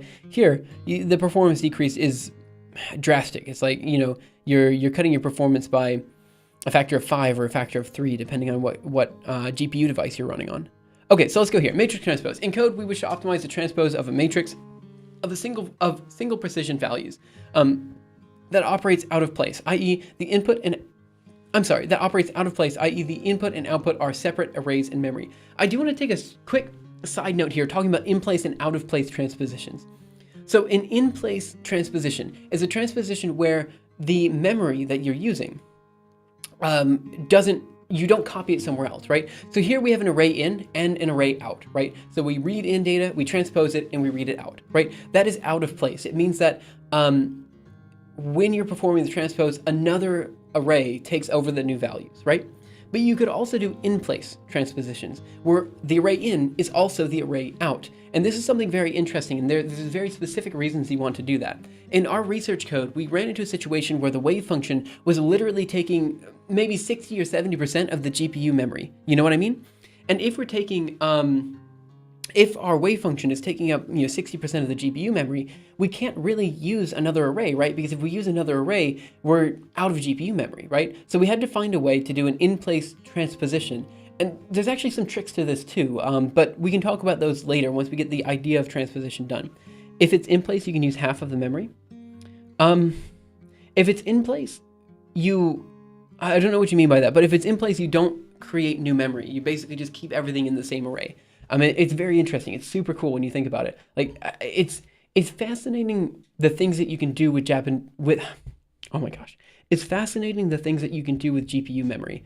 And this is one of those things, like doing an in-place transposition of three-dimensional data was one of the most complicated things I did during my PhD. You don't have to allocate a return value. Yeah, basically, that's correct. Oh yeah, that's correct. I see what you mean. Yep, I agree. Okay, so that's something I wanted to just do a brief side note on with out-of-place and in-place transpositions and stuff like that. So for the simplicity of presentation, we will consider only square matrices whose dimensions are integral multiples of 32 on a side. The entire code is available on GitHub. That's nice of them. What do we have here on GitHub? Yeah, here's the entire code. Nice. Okay, there's the entire code. We'll be skipping some of the checks and stuff at the end. It consists of several kernels as well as host code to perform typical tasks such as allocation and data transfers between host and device. Launches and timing of several kernels as well as validation of their results, and deallocation of host and device memory. In this post, I'll only include the kernel code. You can view the rest of it or try it out on GitHub. Yeah, that's fine. I think we'll be okay with just the kernel code. In addition to performing several different matrix transpositions, we run simple matrix copy kernels because copy performance indicates the performance that we would like the matrix transposition to achieve. For both matrix copy and transpose, the relevant performance metrics is effective bandwidth, calculated by gigabytes per second. By dividing twice the size in gigabytes of the matrix, once for loading the matrix and once for storing, by time and seconds of execution. All kernels in the study launch blocks of 32 by 8 threads. Again, we're talking about tile dimension 32, block rows 8 in the code. Hey, Ladoon, what's up? How are you? And each thread block transposes or copies a tile of size 32 by 32. Using a thread block with fewer threads than elements in a tile is advantageous. So what they're saying here is the number of threads that you're using, right? So let's say we have, like when we're allocating GPU memory, usually we have a big block of data that we're performing everything in parallel with, right? So basically we want to have a whole bunch of threads in this block, right? And so what they're saying, we want fewer threads than elements in a tile is advantageous. So we want to be sure that we use a number of threads that allows us to perform this transposition quite simply and straightforwardly, rather than having to do things rather than taking too many elements in parallel at once. We want to make sure we take a smaller number of elements in parallel at once, so we can do more fine scale transformations rather than doing like large scale things. You know what I'm saying? So rather than taking like the entire grid of threads, we want to take smaller parts, so that we can more easily do things at a fine level of detail, fine-grained level of detail, instead of like a broad scale scope. So that's all they're saying. We want to do fewer elements in parallel at a time. Let's see, using a thread block with fewer threads than elements in a tile is advantageous for matrix transpose because each thread transposes 4 matrix elements. So much of the index calculation is amortized over these elements. The kernel in this example maps The kernels in this example map threads to matrix elements using a Cartesian XY mapping rather than a row-column mapping to simplify the meaning of the components of the automatic variables in CUDA-C. Thread ID X is horizontal and thread ID Y is vertical. The mapping is up to the programmer. The important thing to remember is that to ensure memory coalescence, we want to map the quickest varying component to contiguous elements in memory. In Fortran, contiguous addressing corresponds to the first index of multidimensional array, and thread ID X and block ID X vary quickest within blocks and grids respectively. Okay, so basically here they're just saying exactly what we said before. We want to make sure that we're accessing successive elements in memory, right? We want to make sure our data is coalesced. Let me see. This is going to be interesting. Okay, so we have a simple matrix copy. This should be relatively straightforward, just to copy and paste into what we have before. And this, again, is going to be our benchmark in a way. So let's go ahead and update our code such that we have a device in and a device out, and an array in and an array out. So we're going to also create another double star here, yank paste, and this is going to be the data we transfer to and from the device. So I'm just going to name these DA in and DA out. I realize these are dumb names, I get that, but we're going to go with them for now. So let's go ahead and allocate these guys. So it's going to be CUDA malloc. Oh, hello there. And I believe we want to do malloc. What is it? It's usually void star star. And then it's going to be, I believe, DA in. And then we're going to say size of double. Hello, come on, I can type. Times G size. Something like this. Now let's go ahead and X here.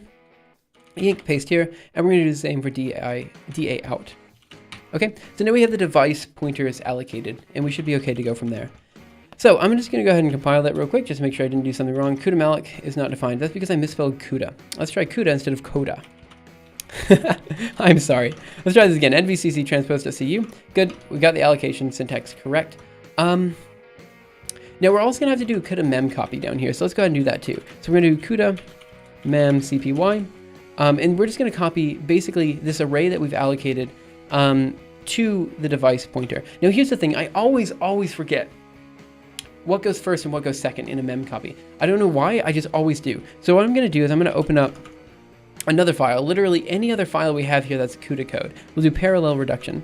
And let's look for CUDA mem copy, CUDA malloc, CUDA mem copy. I always forget what it is. So it's going to be device input, here it is. So it's going to be D, A, in, and then in, I'm sorry, A, in. And then we're going to do size of double times G size. And then CUDA mem CPY, come on, host to device. Okay, so now we're just copying data over. Just name first and the source, then size. Yeah, I just always forget. I'm sorry, just all the time. So I always have to look it up. So let's go ahead and write that. So now we've copied the array over. I'm going to go ahead and we'll still print the array out here. But what we're going to do is we're going to change this transpose. So it's going to be a transpose on the CUDA, instead of, or on the device instead of transpose on the CPU. And again, if you guys have any questions, comments, concerns, if you're interested in any of this type of stuff, just ask a question in chat. Like if any of this is just kind of like black magic, GPU magic, something like that, just talk about it. Because honestly, this is complicated stuff. And like I've said before, and like I said even earlier in today's stream, we do complicated stuff on stream. Like there's nothing wrong with not knowing what we're talking about. So just ask a question, and I'll do my best to answer the question as soon as I see it in chat. And again, don't feel bad if this is complicated, because it is complicated. And there's reason why we're doing everything that we're doing, but it's sometimes not exactly obvious. Let's go up here to the top. And so now we're just going to go ahead and include the kernel that we had before. And they basically have the kernel here. There isn't very much reason for me to change this too much. Except for the fact that they have this tile dimension here that I kind of want to avoid for now. Are you reading the output from the device pointer? What do you mean, are you reading the output from the device pointer? We are not reading the output. Not without a mem copy first. I don't think we're able to just we're not able to just read the output from the device pointer straightforwardly. Okay, so we'll just kind of do this copy over here. And again, I'm going to ignore this tile dimension stuff for now. What the device pointer is for? Maybe I did that wrong. Let me check here. You're talking about the device. Oh, come on, dog. You're talking about the device pointer here, for the CUDA malloc, I believe. But listen, maybe I did something wrong here. I think that's the correct notation. But maybe I have. Yeah, okay. And I guess you don't need the void star star. I'm just so used to putting it in there. So what you need to do, what you're doing here is you're giving it the position of data on GPU memory that you would like to allocate the array, right? So that's kind of why you have to have this ampersand there. So you're saying we're going to malloc at this position, this amount of data, the DA. Wait, we are talking about the CUDA malloc command, right? Or am I misunderstanding? Let me get some water real quick. Let's see. CUDA mem copy DA in. Yeah, so the CUDA malloc command, can you do it without the pointer? I think you need the pointer. Like it's looking for a location in memory to allocate the space, I think. But maybe I'm wrong. I think the pointer is a necessary component here because again, like we're dealing with GPU memory, right? So we just want to say at this point we're allocating this much space. But maybe notationally we could do it differently. But basically, I'm going to be copying this guy. You call it something slightly different before. Oh, I'm sorry. That's my fault. I sometimes say colloquial terms when I shouldn't. The ampersand is to address a variable. Yep, it's specifically the variable on the GPU. Okay, so we're going to do something very similar to this. So let's go ahead and create this guy. What did they call it? They called it copy. This is going to be a simple copy. So let's go. So it's going to be global, what is it? Void. And I believe it's just going to be copy. And we're just going to read in the two elements that we have here. So this is going to be double star AN. And then we're going to do double star A out. And I don't think we actually need anything else here. I think it's just AN and A out. Down here, we're going to say int thread. Do we actually need this? What do they do over here? Int X and int Y. Oh, I see what they're doing. I see. They have an int X is going to be block ID X. Then it's going to be block dimension dot Y. So what I'm going to do is I'm actually, I know this is dumb, but let me just go ahead and copy this real quick. And I'm just going to put it over here so we can explain what's going on here. Okay, so they have an int here, but it's going to be block ID X tile dimension, block ID Y tile dimension. I'm just going to DT space here and there. And I'm just going to say, this is going to be block dimension dot X, and this is going to be block dimension dot Y. And again, this is just keeping it simple. We're not dealing with tiles today. We'll deal with the tile next time. I think you call it something like DN. Oh, yeah. Yeah, sorry about that. Okay. So what we have here is int X, which is going to be our block dimension dot X, block dimension, block ID X dot X, block dimension dot X, and then plus thread ID X. And this is again similar to how we're accessing elements over here with this for int I. We're basically creating our X index and our Y index here. And again, we have some sort of big block here, we have some sort of dimension of the block, and then we have basically a thread index on each individual one. So putting this back into the notation we had before, thread ID X.Y is going to be basically our J in here. And then block ID X.Y, block dimension.Y is going to be basically our I times X dimension here. And so we're doing this for the two different dimensions. We're going to have X and Y. We have a width here, where the width is going to be grid dimension here times tile dimension. Again, I'm not dealing with this tile dimension stuff. I'm just going to say block dimension dot X. And we'll deal with the tile tomorrow for today, or we'll deal with the tile next time. For now, I just feel like it's not a necessary component. Okay, and what they're doing here is they're basically doing the copy super straightforwardly. So you can say for output data here, so we're going to just call this A out, just to make sure we have similar notation, A out. And here they're going to do A in. Here. And then we're going to do, instead of tile dimension, this is just going to be block dimension dot X. And down here, instead of block rows, this is going to be the number of, actually, what is this going to be? A out is equal to this. Oh, for now, we don't need this because we're doing this in a bit of a different way. So here we're just going to say A out of this guy is going to be equal to A in of this guy. And that's all we need to do. Whenever I see GPGPU in the title, I think, what the hell is graphics processing unit? Yeah, it's general purpose GPU computing. Where do block dimension and block IDX come from?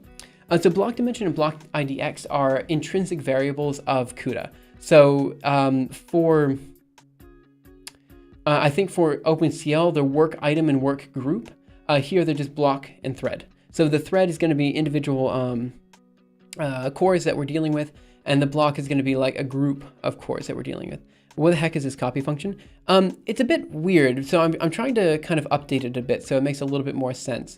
Because honestly, right now, I think we can make a much more straightforward copy function. So let's go ahead and just write a straightforward copy function, because right now I don't think this is clear. So let's go ahead and say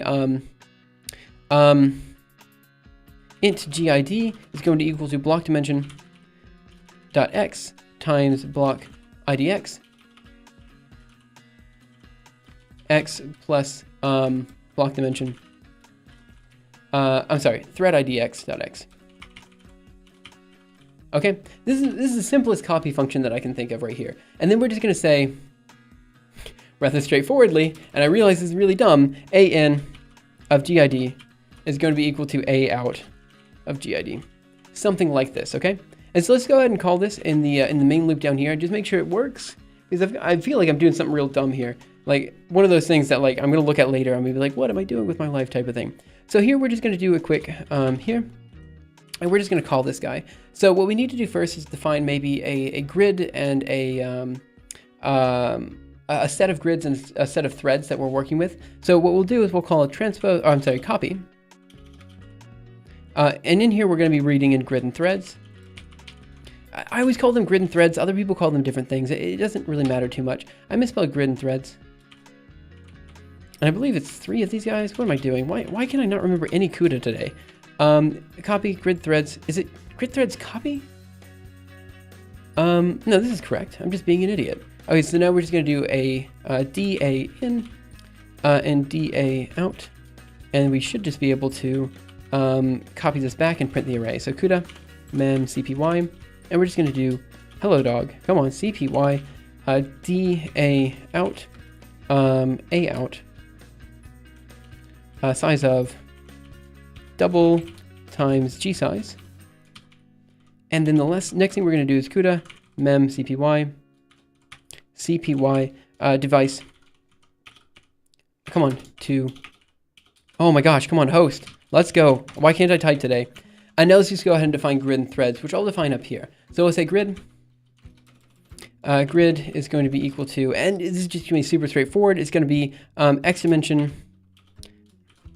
times Y dimension. And then we're going to do 1, 1. And again, it should be a dim3 variable, which just means there's 3 dimensions to it, an X, Y, Z, so dim3. And then we're going to do the same for threads. And actually, let's make this a little bit more complicated. So this is going to be Y dimension and X dimension. All right, so that means we're just grabbing X dimension elements and we're just having Y dimension of these blocks.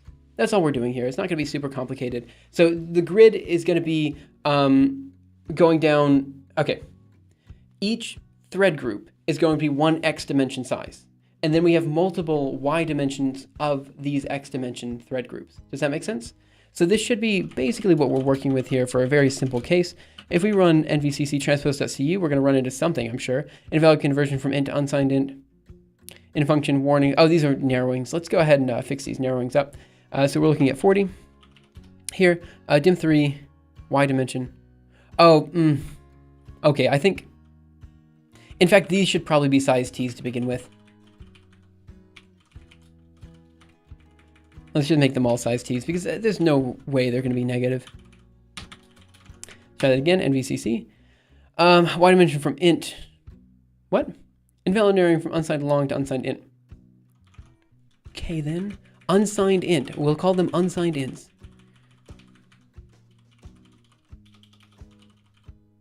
Come on. Int. Oh man, come on. Why can't I do anything?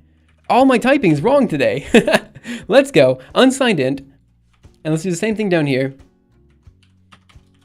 And let's see if that gets rid of these warnings. Nice, no more warnings. We're going to do a.out. And clearly I did something wrong. Okay, let's see what we did. I'm doing something dumb. I don't know what exactly I'm doing that's dumb, but I did something really dumb here. So we did the copy here. Clearly we are calling the copy command. So global int copy block a in is equal to a out. Oh, I did this backwards. A out should be equal to a in. Let's try this one more time. So let's try nvcc. A out. Maybe I should spell something correctly for once in my life. A out. Right, this. Go over here. nvcc. A out. What? How? How are you still? It's a freaking simple copy command. How am I still screwing it up? You're not a big color fan? No, I don't believe in colors. Just flat out, I don't believe they exist. Okay, I get it, I think, but we need a more basic CUDA code explanation because all of a sudden you make some structs.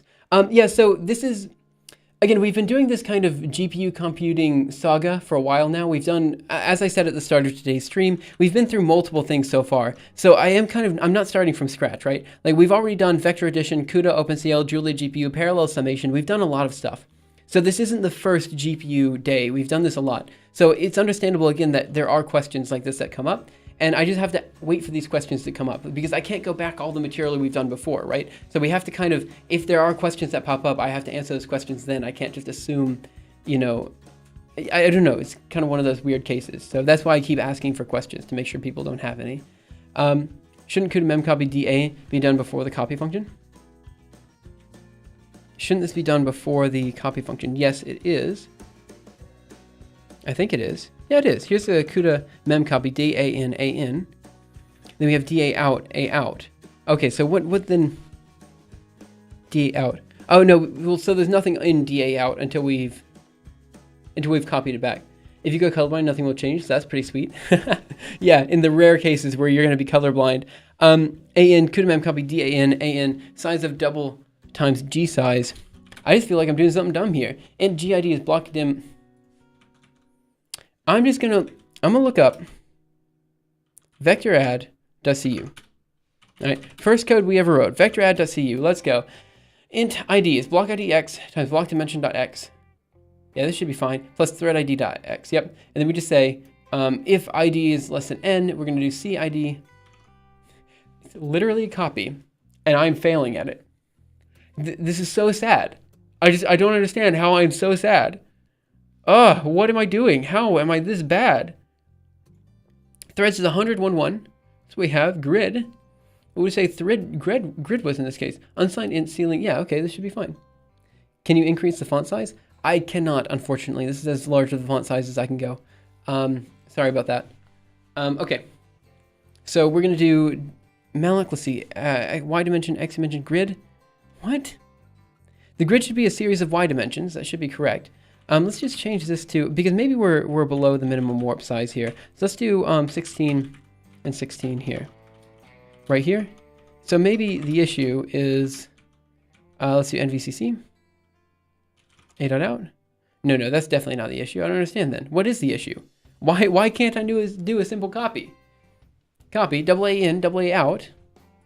Huh, interesting. So we do vecadd.cu. And down here, we're just going to pop down and see what I'm doing wrong here. So we have double D star, DA, DB, grid threads. Huh. Let me just increase this number to something a bit higher. Again, this isn't probably going to be the case, but you could run into a case where it's just not doing the computation because we're using too few elements. So let's do NVCC, A.out.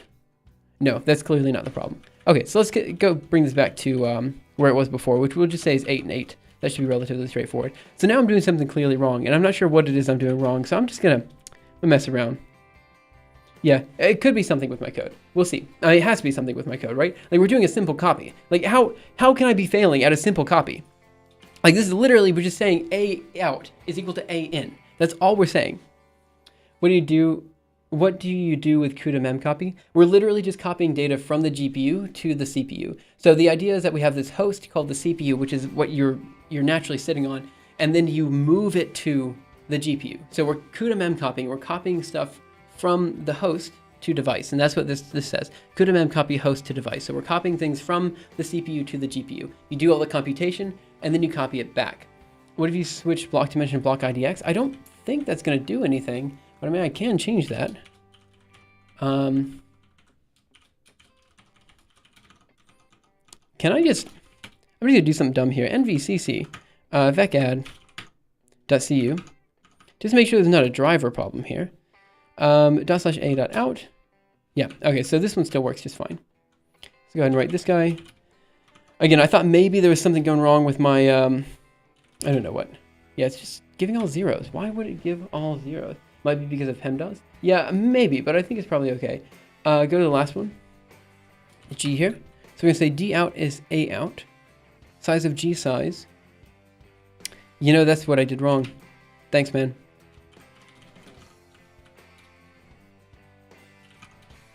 There we go. Oh my gosh. Oh, I was so worried. I was like, geez. That's what I was saying before. Every single time I get it mixed up. All the time. All the time. Okay. Now we've got that done. So let's talk now about the transpose. So we just did a super simple copy. So now we're going to do a simple transpose. And in a very similar way, we're just going to say global void hello void, and we're just going to do simple transpose. All right, and we're just going to read in the same elements we had before, double star A in, and then double star A out. Okay. So if we're going to do a simple transpose, right, the simplest transpose we can think, the copy still seems like black magic. Yeah, that's kind of what GPU computing looks like for a lot of the part. Again, what we're doing is we're accessing elements in parallel. So we're accessing a lot of elements in parallel. So each thread, right? So what we're doing is basically we're calling this copy command like basically 32 times at once, 36 times at once. So the idea is that we're going to be copying all elements in this block, all elements in this block, all elements in this block to the next block. And that's all we're doing. So the idea then is that we take some sort of GID, which is going to be like we take some sort of group of threads, and we just do the computation on this group of threads, and this group of threads, and this group of threads, all at the same time. So this is all done in parallel, this is done in parallel, and this is done in parallel. And because of this, we basically skip out of the loops entirely, right? So we don't have this weird loop thing where it's like for I in range 0 to 10. We're just saying, look, we're doing all this at once, doing all this at once, doing all this at once. And it's straightforward. If you think about it, just, if you imagine this is, or if there's like a loop out, if you imagine there's like a loop outside of this function, it's kind of easier to understand. But it is, again, it is a little bit of black magic. Not gonna lie, it's a little bit hard to understand. Okay, so we're doing the simple transpose. So what I'm gonna do here, just as a first test, I'm gonna say int GID in, and let me just go ahead and do it this way. I'm gonna DD here. I'm just gonna do DD, oh, sorry, yank, and we're just gonna paste it twice down here. Okay, we're gonna do GID in, and we're gonna do GID out.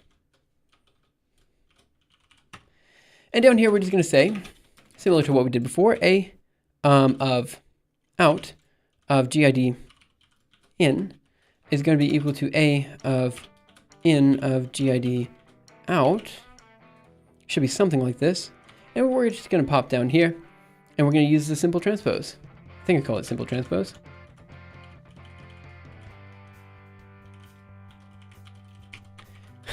I don't know if this is going to work or not, honestly. I feel like I'm doing something dumb here. So let's do nvcc transpose.cu, and we're just going to run a.out.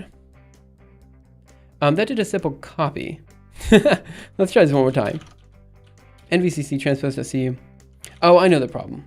Yeah, I know exactly the problem. Let's go back over here and let me take a look at what they have here. So what they have is they have block ID X, thread ID X, but I did something dumb here. I didn't change this, so it should be block ID Y. I have to manipulate these guys somehow, but I'm not exactly sure how. 1 second. nvcc transpose a.out. Yeah, so that didn't work at all. Gotta think about it. What are grid and thread? So grid is going to be okay, so thread is going to be how many threads we're performing in parallel at one point in time. So we're performing like this action across what I said is 8 threads in parallel at a time, right? And then grid is going to be how many of these we're doing. So in the overall grid, we have 8 sets of these 8 threads that we're performing everything in parallel with. Does that make sense? So it's like we have 8 threads that are in parallel, and then we do this 8 times. And that's kind of the idea. There's something on the camera from earlier. Grid is a batch of threads. Yeah, basically. That's basically one way to think about it. It's sort of like convolutional net. Yeah, in a way, although I don't know so much about convolutional net. So let me take a look here. So block, what they have is an int x and an int y. And they're saying that they have some sort of width, which is going to be grid dimension.x times tile dimension. They call it transpose naive. We called it simple transpose. It's not so big of a difference. And they say block ID x.x times tile dimension plus thread ID x.x. And then they do block ID x.y times tile dimension. So I'm looking at the difference between these two kernels here. And I'm going to see if I can have, if I can figure it out. So I think x and y in width, they're all the same. And here we have int j equals 0, j less than tile dimension, j plus equals block rows. Here they have output data is going to be equal to x times width plus y plus j. And here they have input data is y plus j times width plus x.